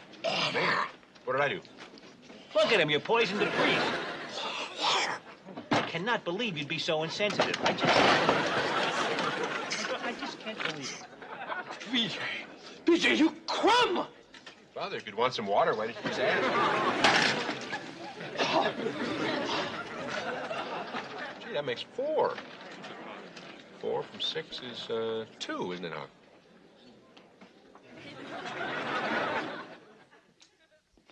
How's that leg feeling, Lightman? Oh, much better, sir. You really did a terrific job. Well, don't thank me, Private. Thank all the little people in government who made this whole event possible. You know, it's almost worth getting shot just to get out of eating that lousy field food. Did you have the pork chops tonight? Huh? Pork chops. Did you have the pork chops tonight? No, I haven't eaten since breakfast. Oh, that's too bad. I tell you, they were absolutely tremendous. The best I've had in the longest time. Just like home cooked. And that gravy was great. Great. Well, everything inside seems to be beating in an orderly fashion. You should be two-stepping back to your unit in no time. That's great, Doc. Thanks.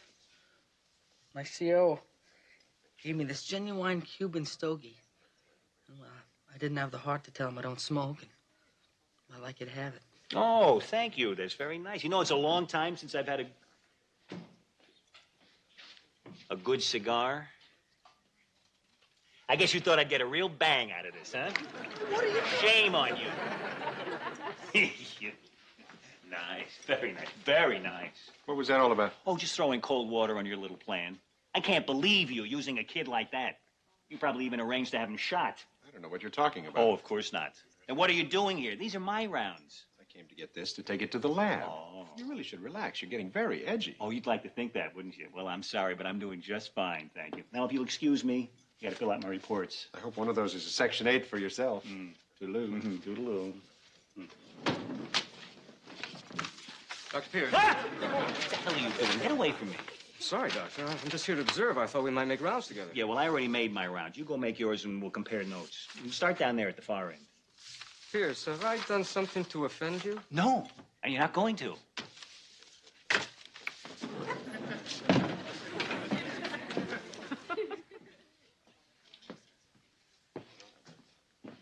Please let me know if you need anything, Dr. Yamato. Thanks. 야마토! 뭐야? 죽여버릴 거야! Somebody help me! 야마토! 돼지끼 같은 놈 죽여버릴 거야! 이놈들이 우리 죽국을 빨거나. Pierce, help me! This guy's crazy! All right, come on. A joke is a joke, but not in post-op. Now, come on. Now, cut it out. Both of them. Hey, easy, easy. This is not a good doctor-patient relationship here. Not even good acting. Japanese, they steal my country, enslave my people. Here for revenge. Damn it, I didn't invade your country. Talk to my relatives, pal. I'm from Bridgeport. Okay, Slugger, come on. Okay, next time, Paul. You better show me your driver's license. What is this? I'm getting choked to death and your demented colleague thinks I'm kidding. Nice try, Beej. I gotta hand it to you. The ploys are getting sicker and sicker. You stay put. Hawk, I had nothing to do with this. Believe me, neither did Paul. All right. I'm gonna believe a guy who lied to a priest. Boy, you are really something. You have no shame at all. And you stay away from me, Dr. Yamato. Or whoever you are.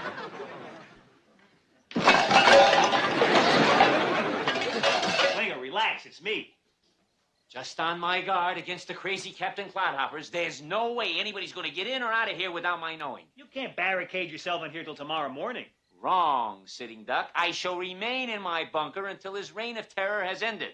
A Klinger strips for no man. I'm going to live through this if it kills me. Well, you can hide if you want. But he's not going to make me a prisoner of Whoopi. I admire your courage, if not your intelligence. Good luck. You too.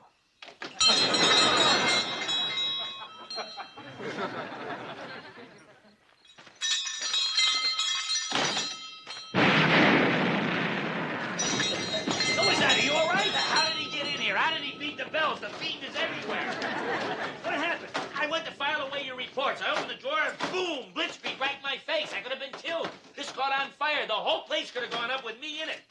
I don't think he meant to start a fire. Even BJ wouldn't have done that. You were saying that a mad bomber is incapable of arson? He'll stop at nothing. Come on, relax. He got you. You're off the hook now. He's not too close. You're a walking time bomb. He's saving the hideous grand finale for you. I don't want to get within 100 feet of you. Go away, go away. Wait, you strike any time, any place. Okay. But I'm telling you, he's not going to get me. Go away, shoot.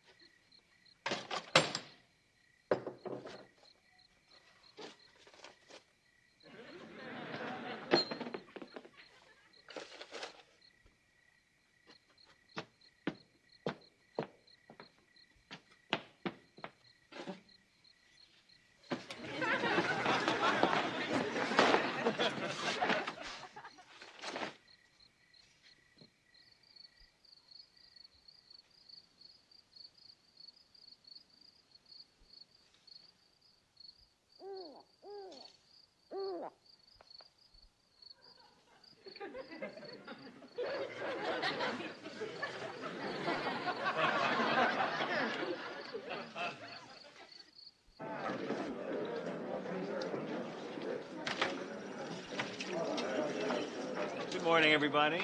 Morning. Good morning. May I join you, or is this table reserved only for BJ and his victims? Nope, anyone can sit here. Please do, Hawkeye. Always a good sport, Father. That's nice. Hello, Charles. How good to see you back. Yes. My goodness, I was only gone for a day. Why do you look a year older? When was the last time you slept? Or 8. That's why I thought I'd drop by. Time for a satisfying breakfast of eggs and a strip of BJ. Then I shall repair to the safety of my tent and sleep the sleep of the victorious.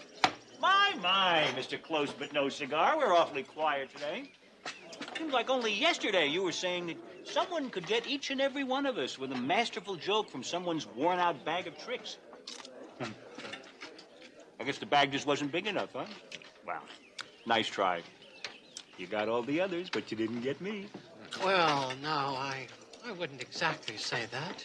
What are you talking about, Father? We got you, we got you, we got you, and you, and you. We got everybody. I saw it. Oh, really? Did you actually see the live snake in my bed? Yes, right on the end of the putter. No, dead. And not actually in my bed. Huh? Did you taste my toothpaste? No. Did you see my file go bluey? Or try my lunch? Or see my tush? You mean he didn't get any of you either? Truth be known, Hawk, the only one that got was you. Me? You got me? Well, not exactly all by himself. Honeycutt's scheme was so brilliantly conceived, it was an honor to be part of it. It was fascinating to watch you turn into one giant basket case, not knowing where or when BJ was going to strike next. My only regret was that I wasn't actually here to watch you disintegrate.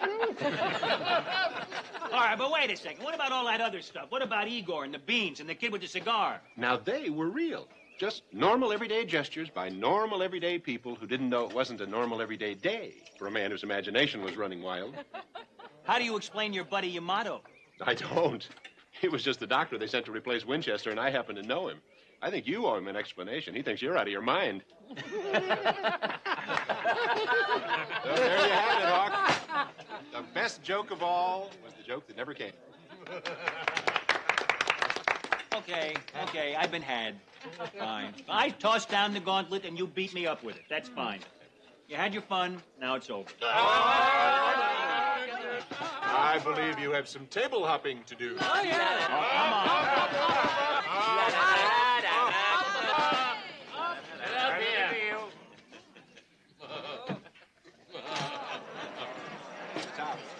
You're the tops, you're the Tower of Pisa. I can't hear you. You're the tops, you're the Tower of Pisa. Now I can't see you, Gypsy Rose. Take it off, Hawkeye. I want to see some skin. You're the top, you're the tower.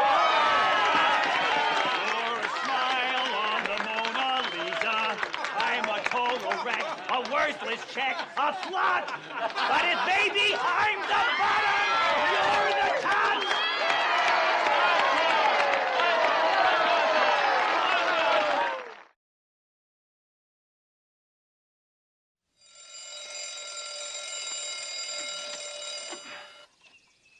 Feed you up? Do I have to be? Yeah, you gotta make rounds. Oh, don't tell me you slept straight through from yesterday afternoon. Probably the longest time I've spent in bed alone. Being humiliated can wear you out. That's what you get for casting aspersions. No hard feelings? No, I met my match. I'll never tangle with the master again. It's more like it.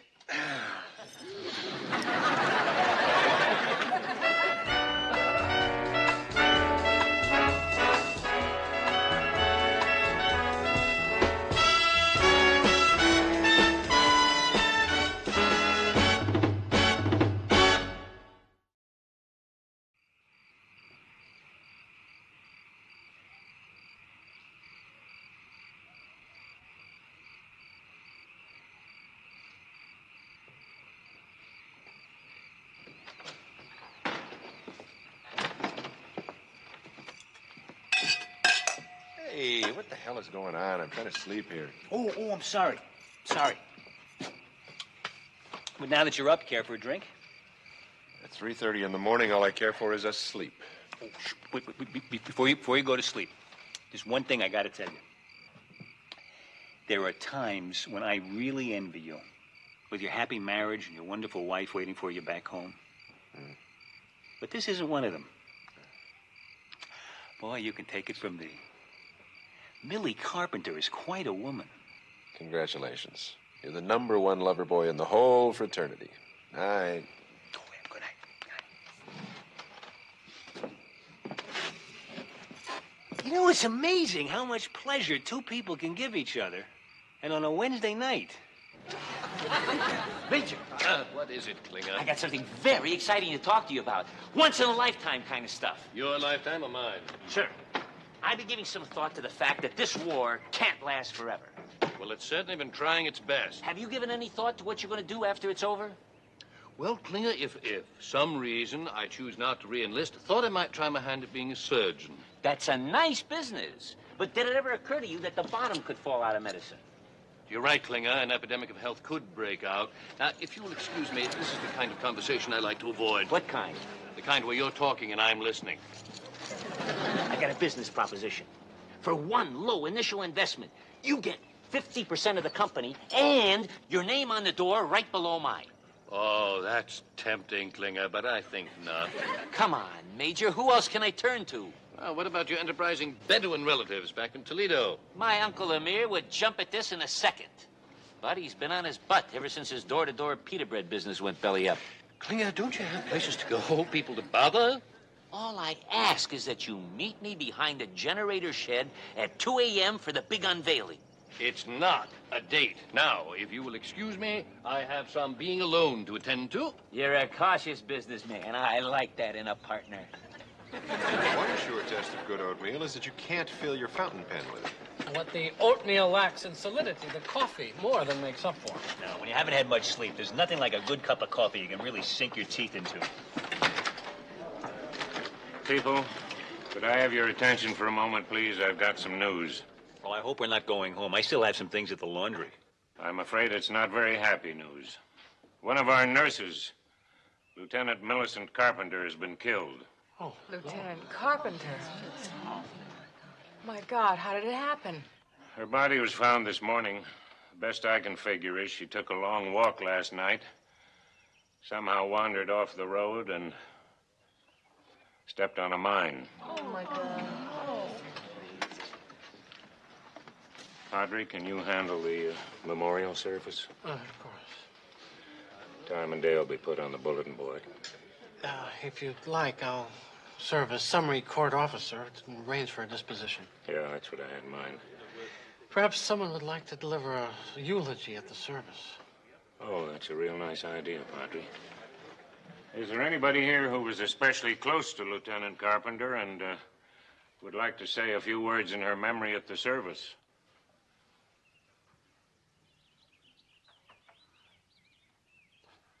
I'll take care of it, Colonel.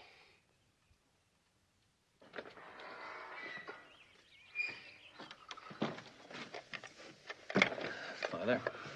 Hello, Hawkeye. Were you looking for somebody? I thought maybe you could use a hand. Oh, I think I can handle it. Lord knows it's not the first time. Unfortunately, I'm all too experienced at this. Where do you send all this stuff? Well, I don't know yet.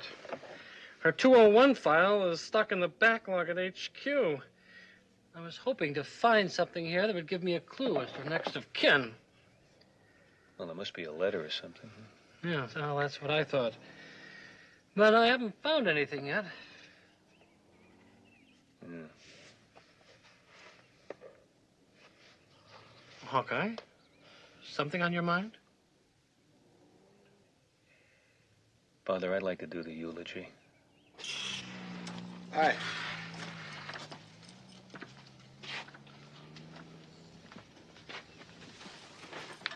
Everything okay? I told Father Mulcahy that I would do the eulogy. I had to do it. Yeah?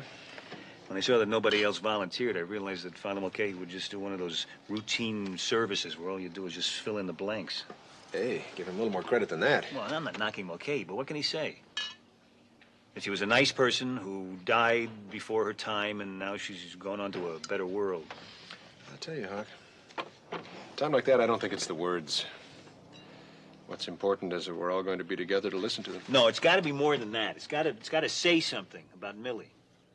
Sounds like she meant more to you than I thought. No, that's just it. She didn't. We just jumped into the sack together. If she were alive now and being transferred out of here, I'd say goodbye to her and toss off a couple of wisecracks and probably forget about her in a few days.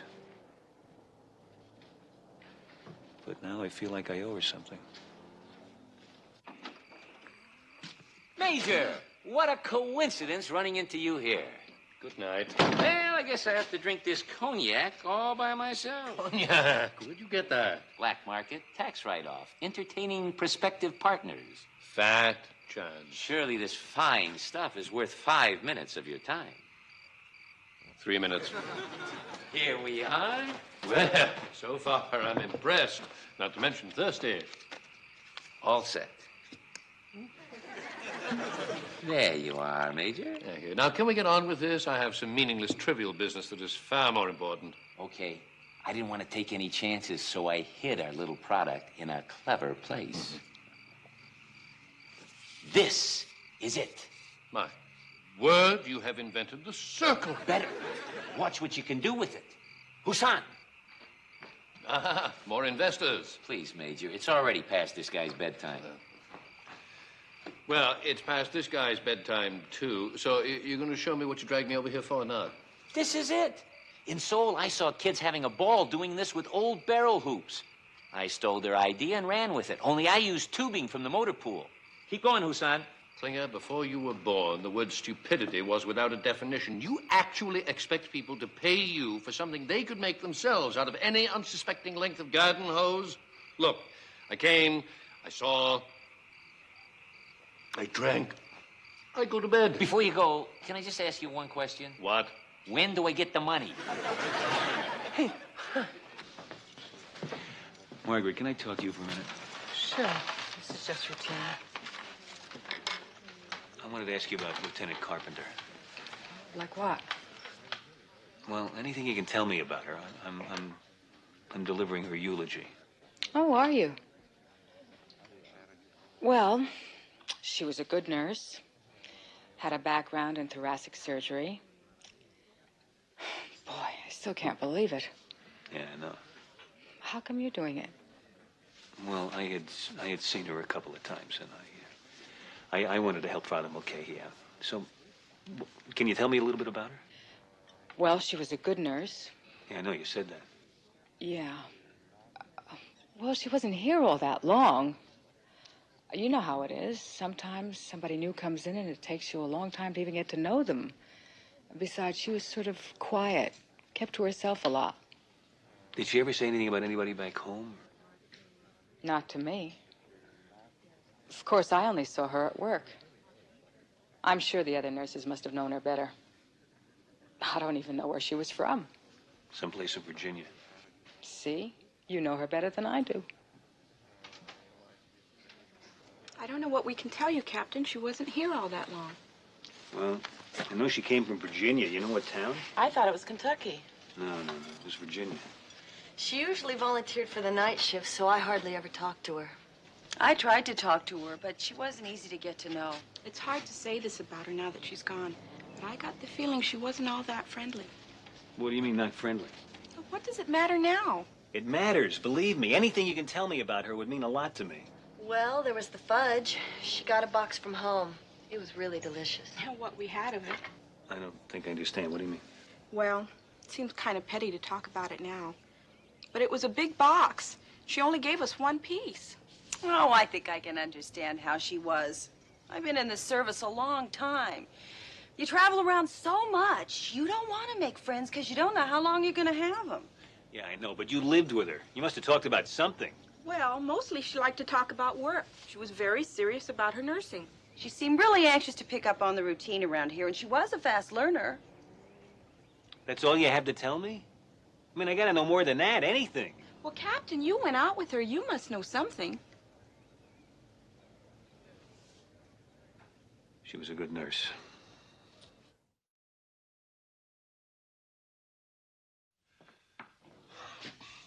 You want to see me, Colonel? Yes, I'm making up the duty roster for next month. You mind working a week of nights? Not at all. Matter of fact, I'd be grateful for the solitude. Consider it done. Thank you, sir.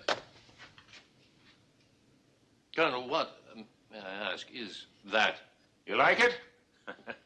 To form an opinion either way would be to imply that I cared. You don't know what this is? Don't you read the comics? No, they're just a blur on the way to the financial page. Well, this is the latest denizen of Dogpatch. What, I ask reluctantly, is a dog patch? Major, for a man with a Harvard education, you sure don't have much knowledge of what's important. Dogpatch is where the Yokums live. Oh, well, that explains that. The best damn cartoon strip in the whole world is Lil Abner. That is roughly comparable to being the finest ballerina in all of Galveston. This friendly little creature is a shmoo. Who? A shmoo. The biggest thing to hit the stage since Studebaker put the front end on the back. What does a shmoo do? Well, not much of anything.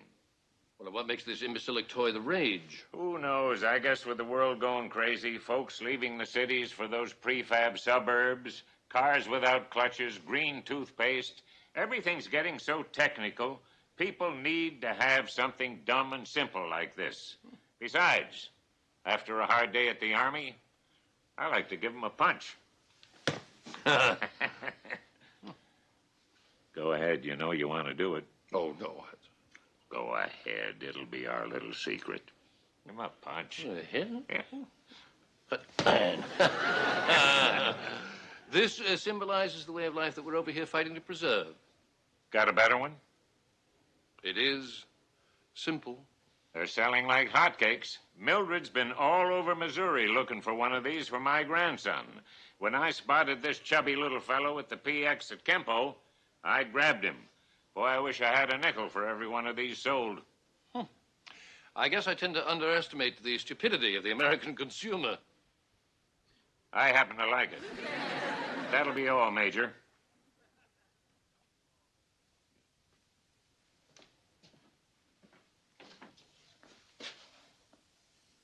Sergeant, I have something to tell you. What? Upon reflection, it occurs to me that with that little contraption of yours, you may just have captured the essence of stupidity. Oh. That special genius you have. I have? We're gonna make millions. Of course we are. I got the brains and you got the bucks. And if we go broke, what's the worst that can happen? I lose a mere $600. $700. All right, $7, a tiny little tax write-off. Now you're thinking big. You come right along with me, Sergeant. Over to my tent, I'll write you a check. Major, you've made me a happy man. Long one of my goals. Thanks. Come in. You got a minute, Father? Of course.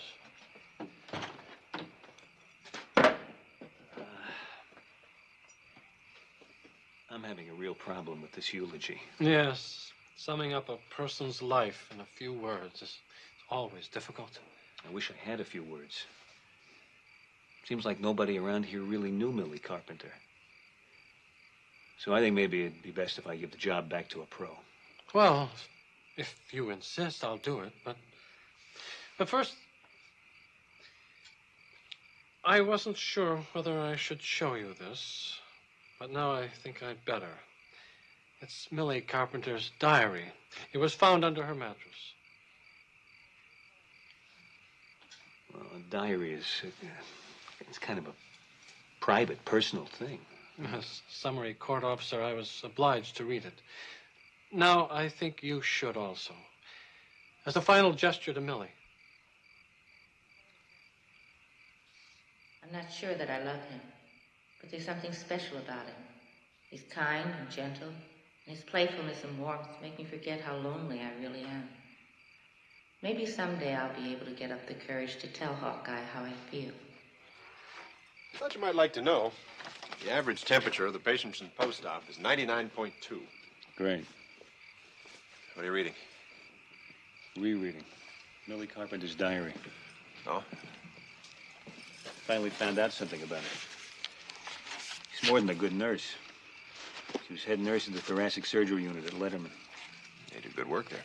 Yeah. Then she thought she could do even more good at the front, so she asked for a transfer to a MASH unit. And stepped on a landmine. She talks about that in here, too. I mean, she doesn't know she's talking about it. She says, Even though it's 3 a.m., I know there's no point in trying to sleep now. There's just too much Hawkeye running through my mind. I think I'll take a walk.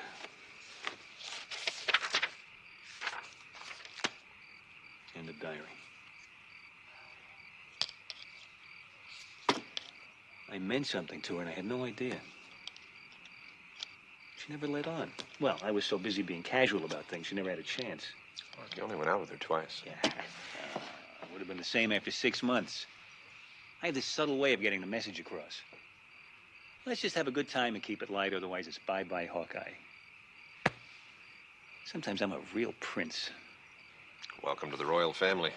There's a little of that in all of us. I don't know, I think maybe I've cornered the market. Hawk, she wasn't completely honest about how she felt. You can't blame yourself entirely. Oh, yes, I can, yeah. Yeah, she couldn't tell me how she felt because I wouldn't let her. I never gave her the chance. I never do. Like a boxer in the ring. I'm dancing around all the time, making sure nothing lands on me, touches me. And you know something? My legs are getting tired.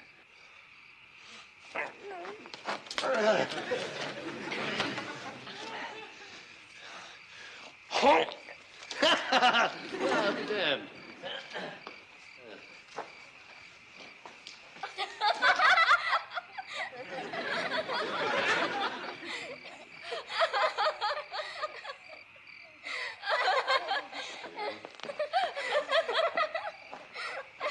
You ready, operator?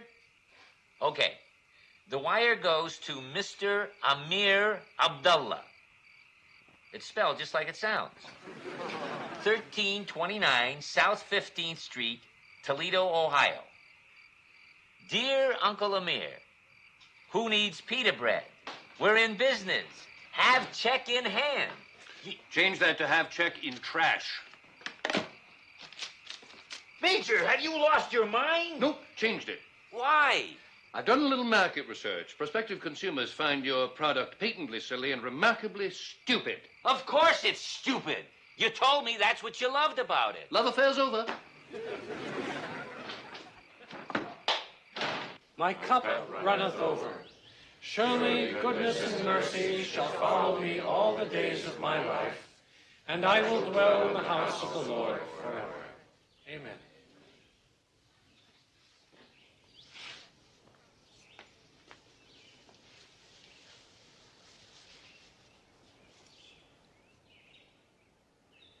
Millie Carpenter was 27 when she died.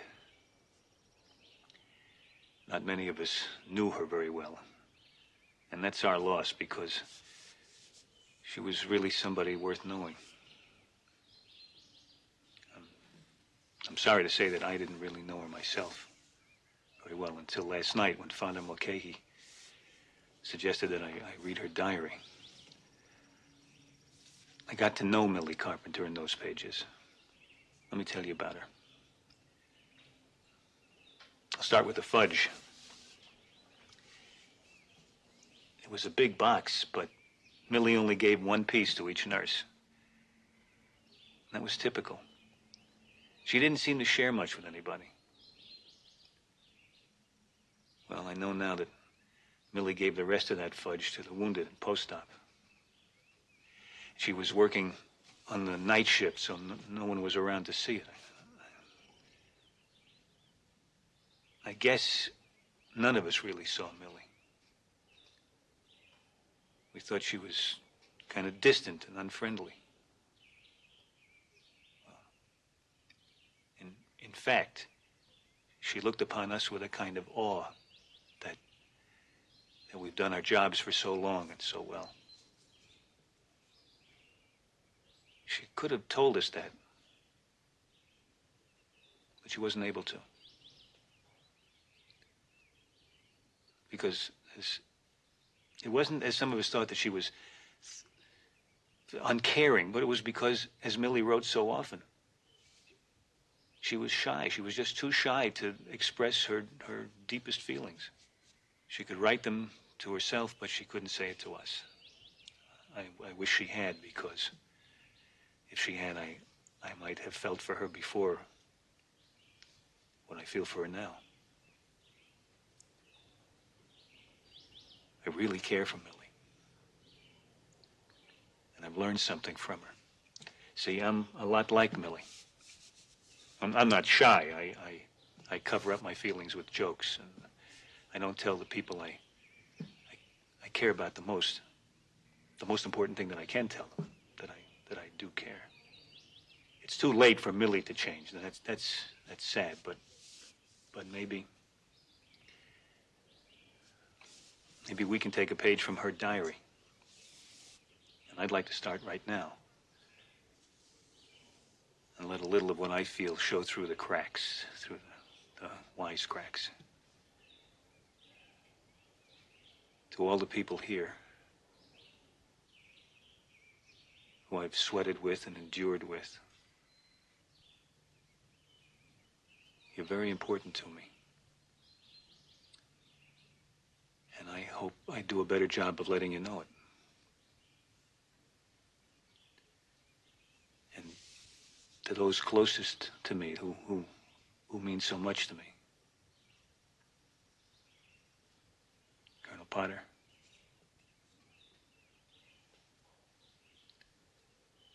Father Mulcahy. Klinger. Margaret. Charles.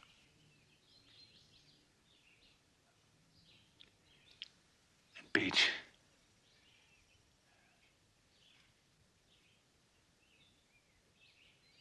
I love every one of you.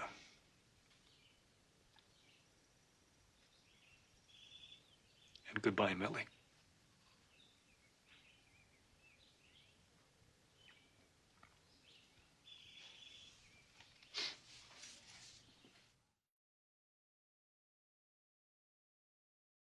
Okay, just 500. We'll sell them by mail order. For the last time, Klinger, the answer is no. Keep throwing, Husan. Major, can't you see what a great idea this is? It can't be a great idea if you had it. Now, if a great idea ever does present itself, you will be the last to know about it, and I will be the first to exploit it. Will you urchins take your mindless recreation elsewhere?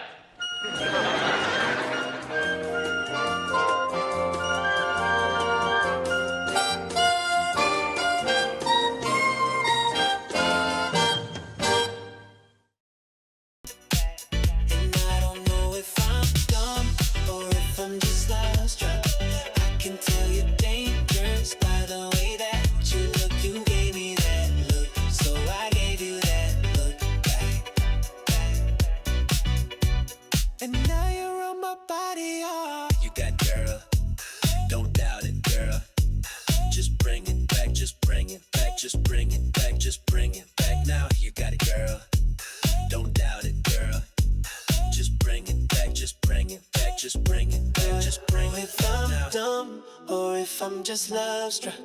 I can tell you're dangerous by the way that you look. You gave me that look, so I gave you that look back.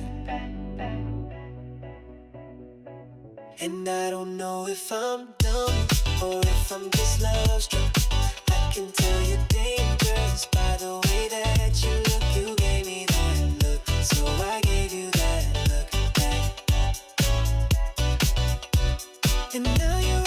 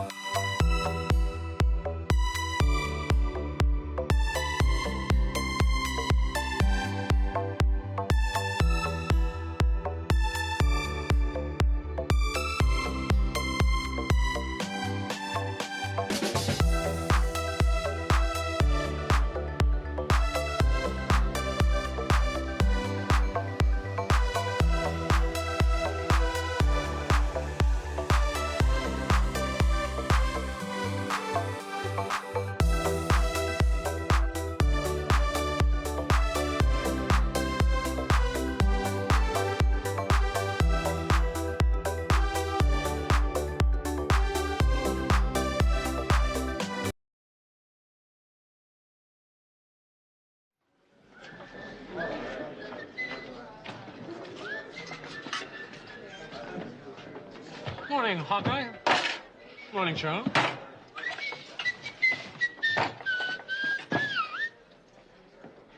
What is this? Take a cadaver to lunch day? Well, I'm glad to see somebody's not such a sorrowful Jones.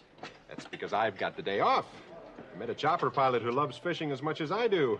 We're going up to Lake Kogi. Oh, Charles, you're from Boston. Here's something I'm sure will interest you. Red Sox slugger Ted Williams to leave Korea. Oh, goody. Does this mean I can have his dessert? What happened? The ump throw him out of the war? No, it says he's got an ear and throat infection. He's been grounded, and the Marines are sending him to a military hospital in the States. Last time I had an ear and throat infection, nobody sent me home. You ever hit 400? Oh, pipe down, you morons. He's a war hero, and he's not leaving the Marines, just Korea. Captain Honeycutt? You! Here's my ride. I leave you to each other, which is reason enough for leaving. I can tell you the real reason Ted Williams is going home. I heard the Marines are pulling out the whole 311 fighter squadron because the commies have given up on that sector. Where'd you hear that crock? Gentlemen, in all fairness, I must tell you that I heard the same story myself. Actually, I think I got that from you. Hey, Margaret, you should know better than to promulgate idiotic rumors. It's not a rumor. For your information, it's something I heard. It's amazing. People will believe anything. Yeah, that I'll buy. The more outrageous the tale, the wider the circulation. Yeah, perhaps. But then without a certain amount of blind faith, I'd be out of business. Hey, guys, did you know that Ted Williams is going home? I heard the Red Sox paid $50,000 to get him out of the Marines. Boy, not what I heard. I heard it was $75,000 and they sold Babe Ruth to the Navy. Who cares about Ted Williams? How come you didn't tell us about Marilyn Monroe? What about Marilyn Monroe? You know. Know what? She's coming here. Marilyn Monroe is coming here? Noon tomorrow. Wait a minute. I wasn't born yesterday. If Marilyn Monroe was coming to Korea, everybody'd know about it. Well, not all of Korea, just this unit. Yeah, apparently she wants to express her gratitude to the doctors here who saved the life of her cousin. Yeah. Her cousin was here? What, you forgot already? The blonde kid, the young guy with the wound. Oh, sure. I remember. A young blonde guy. That's the one, yeah. Wait a minute. I'm the company clerk. If Marilyn was coming here, I'd know about it. Oh, come on now, Klinger. Use your brain. A famous movie star like that, word like that gets out. If she shows up, she's going to be trampled by thousands of drooling GIs. You don't know how private Marilyn is. Gotta admit, everything you say makes perfect sense. Or it could just be some stupid rumor somebody made up. Yeah. Nah, I buy it. Hey, I better get busy. I got work to do. You're gonna love this place. You run out of bait, all you gotta do is whistle.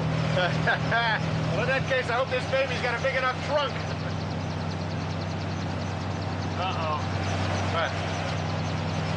Oh, boy. Obviously, the North Koreans didn't see my gone fishing sign. I guess we ought to be neighborly.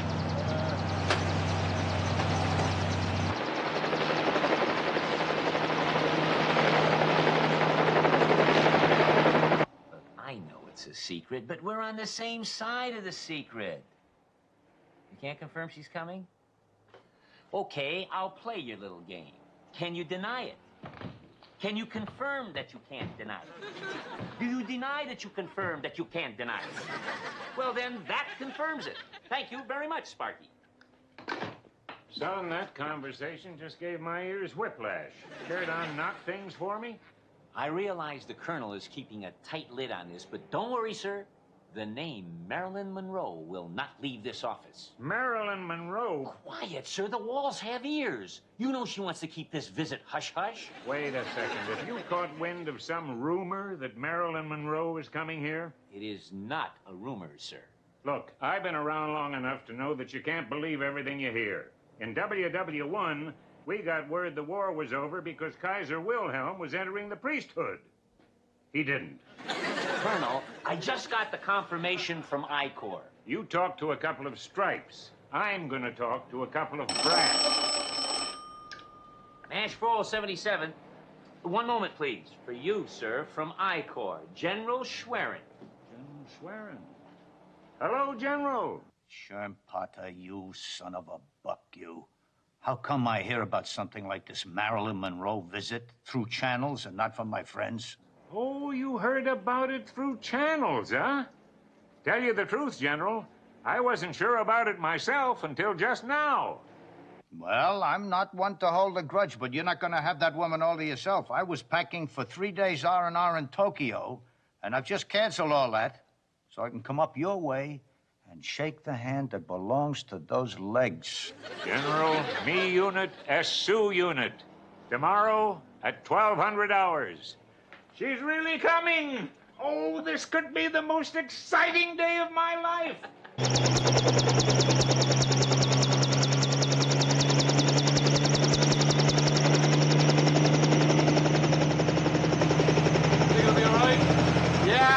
Doesn't look too serious. Too bad about the fishing trip. Ah, well. First thing they teach you in med school is don't make plans. Uh-oh. What's the matter? Looks like Uncle Sam is having a bad day. Oh, boy. Drop that rope down to him. I can't land here. You take it to the seat.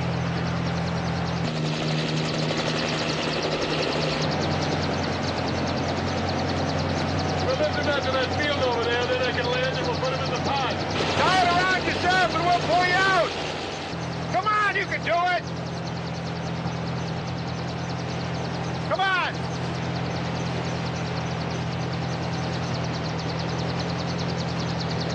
What are you doing? You can't make it. I'm going to go down there and you can pull us both out. Get back in here and shoot him. We gotta get out of here. Okay, he's got the rope. Let's go. No, cut it. What do you mean, cut it? The extra weight's too much. Cut the rope. They'll kill him. They'll kill us all if we stay here. Cut the rope. Cut it, damn it. Cut the rope. Cut it.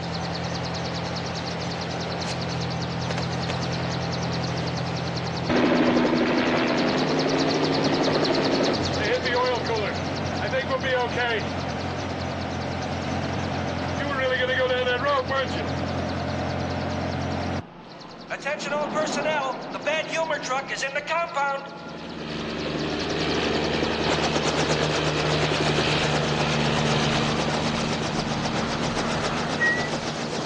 Possible fractured clavicle, maybe internal injuries. Right, Doc. Pain any better? A little. Was there anybody else from your unit in that area? You saw my buddy? Not your buddy, another guy.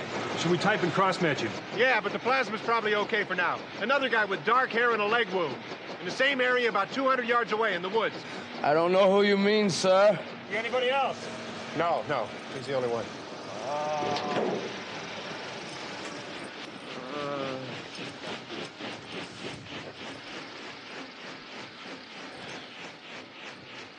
Where am I? MASH 4077. You're going to be just fine. 477. Right. Is Marilyn here yet? No, but let's put it this way. She is expected. Oh. Everyone seems to know she's coming. It's a good thing it's not a military secret. I've been thinking about this. A star of her magnitude, not to mention tism, deserves a really buffo reception. Pierce, that's where you come in.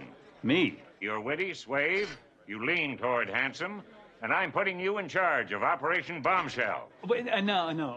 I can't think of a more appropriate choice for a very important job.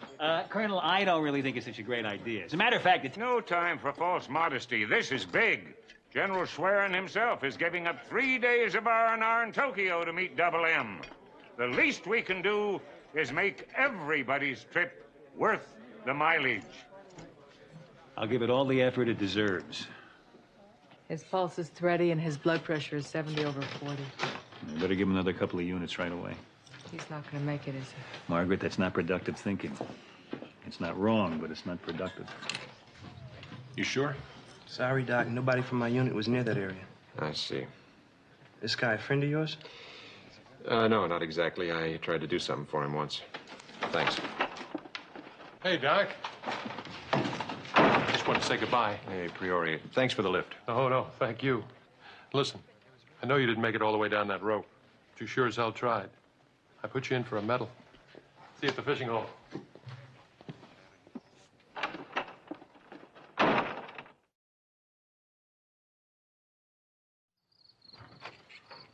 I don't believe it. The colonel wants a giant Welcome Maryland banner in the compound. And he wants a reviewing stand so she can see the troops. And then he wants bunting hung in post-op. Oh, what a shame. And the Korean Kresge's just closed for the decade. I'd be a tad more sympathetic, Charles. When this rumor was born, you were one of the physicians in attendance. Yeah, but now the patient is grown and is doing quite well on its own. In short, as Aristotle said, tough nuggies. Yeah, well, try these nuggies on for size.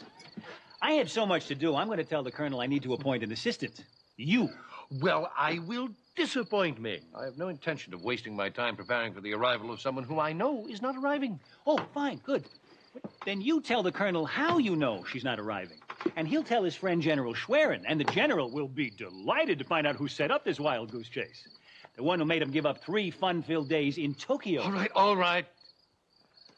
Just how far are you prepared to continue this sham? And without Marilyn Monroe, all you're going to have is bunting. Charles, relax. Just go along with this for a while. Then I know exactly what I'm going to do. What? Think of something to do. Yes, I tried to contact the 8063rd MASH. The lines are down. Look, we send I-Corps casualty reports every day. Don't all the other units do the same thing? Fine. Then is it too much to ask that you check those casualty reports to see if anyone meeting that Thanks a lot, pal. You ever need a favor, don't ask.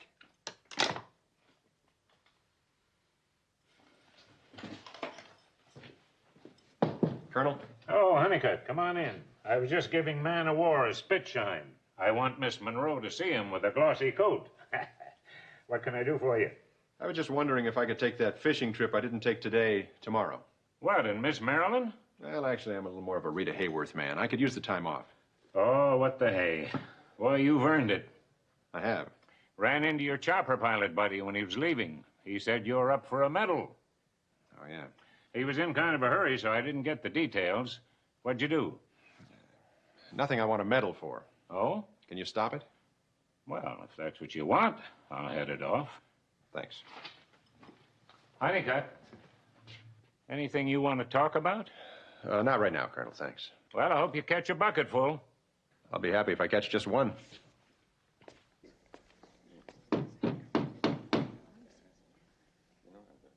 How does that look, Captain? Oh, terrific. Today, post-op, tomorrow, the World Series. Well, the banner committee is finished with the scroll detail. Charles, that's not how she spells her name. It's M-A-R-I-L-Y-N. I know that, but the private here doesn't know that. Besides, she's not going to know the difference anyway. She's in show business. I bet the colonel knows how to spell, and I know General Schwerin knows how to spell, including big words like dishonorable discharge. Yes, may I say... Hold that. Yes, may I see you on another part of the floor? If you don't do something long before General Schwerin gets here, the bunting isn't going to be the only thing hanging from the reviewing stand. Get it? Yes. Well, boys, I just pulled off a doozy. Thanks to yours truly, Miss Monroe will not be greeted a cappella. I have procured us a bona fide Army-issue 6-piece band.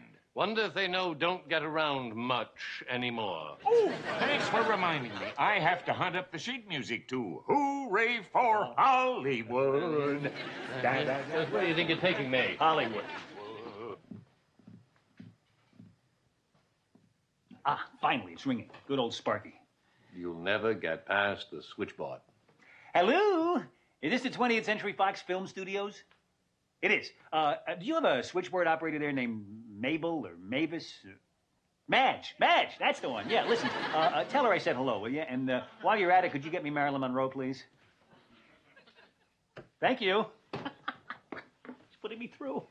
Good old Madge. Marilyn, hi. Oh, who is this? Miss Panama, I see. I'd like to speak to Marilyn, please. I'm calling from Korea. Korea. Perhaps you're familiar with our war? Yeah, well, I'm a friend of hers. Well, I'm not a friend of hers. I'm a friend of hers, Mr. DiMaggio. My name? Ted Williams. Oh, thank you. That's very kind. Oh, you're from Boston, too? Oh. Do I ever get to Roxbury? No. I don't get up there too often. Oh. I'm down there. I don't get. She just got back from Russia? Oh, Russia's. Yeah, right. That's movie talk. Yeah. What? Oh. Well, I'd love to talk to her, too. Unbelievable. Pardon me? My greatest thrill in sports? What can I say? Well, I don't know. I guess I'd have to say my greatest thrill is, just being out there in left field playing for you great fans. Center field. Right field. Right. Hello? You idiot! I thought you knew all those worthless things. Now we have to get back on the phone, call General Schwerin, pretend to be Truman, and have him recalled. I got a better idea. Hello, Sparky, get me the Hollywood operator again. Leg wound. He'd have come in within the last 24 hours. Oh, we've got 3. I don't get it. Why are you looking for this guy? Sort of a follow-up. Leg wound. How about this one, Adamenko? Oh, no, that's not the man. I forgot to tell you he has dark hair.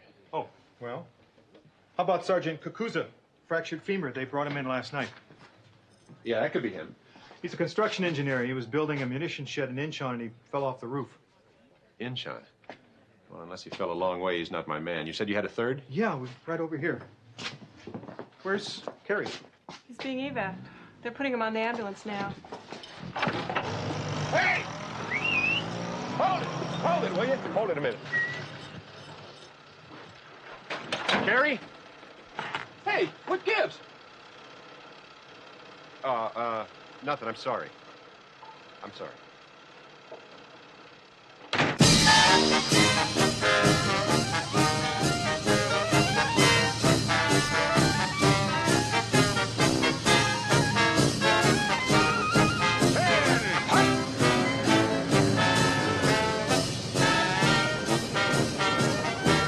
As you were, fellas. It ain't her.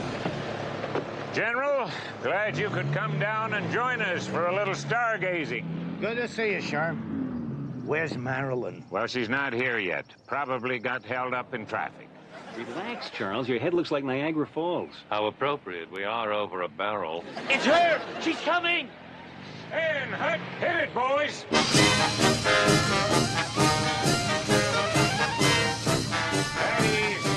I think you were expecting someone else. Honey, can get that thing out of here and swing in over there with the fellas. Cut it, boys! That ain't her either. This has to be her! 1 and a 2 and a 10. Up.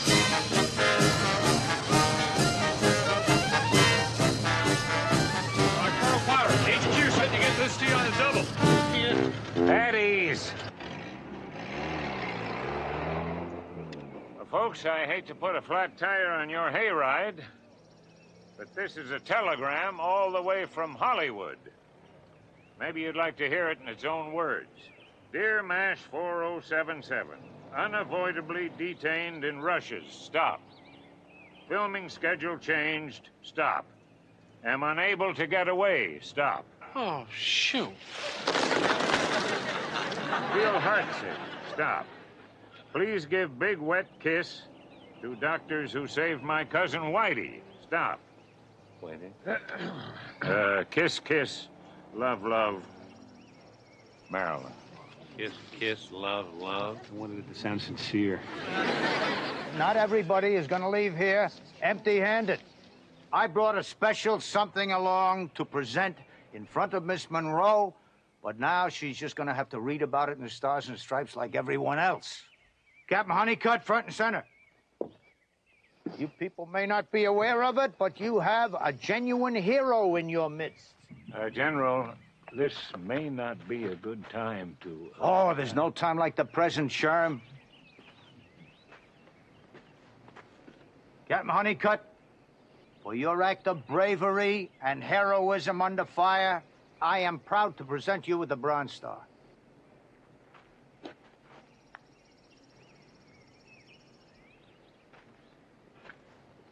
Ten, hut! Take 5, boys. Good work, son. At ease, dismissed.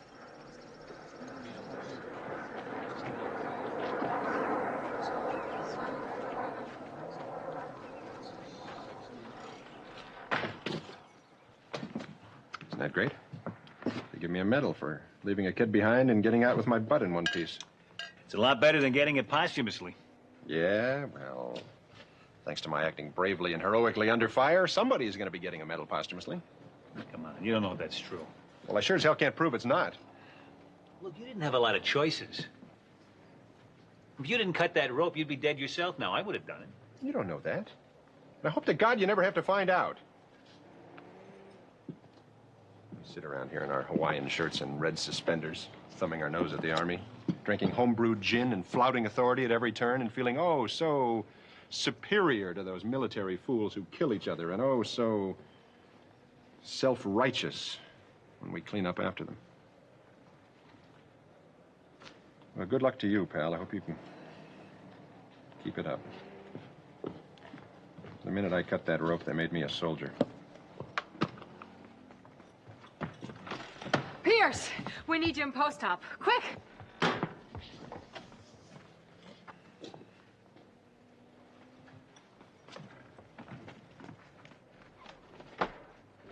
I thought you might like to see this. Sonneborn.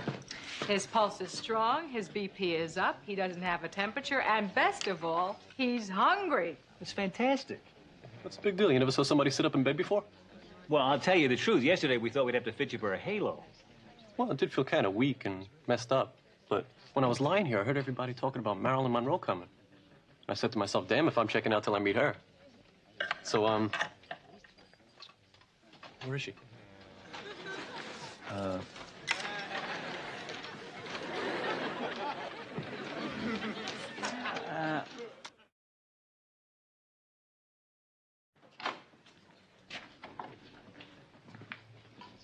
Corporal Sonneborn. That's me. My name's Honeycutt. Dr. Pierce told me about you. I've got something for you. A little souvenir of your stay here at MASH by the Sea. She's a Bronze Star. For me? It's all yours. Bronze goes good with green. Hey, thanks. Wait till I show this to my folks. Hey, Captain? Why did I get this? What did I do? Let's just say it's a little something we give you for getting out with your butt in one piece.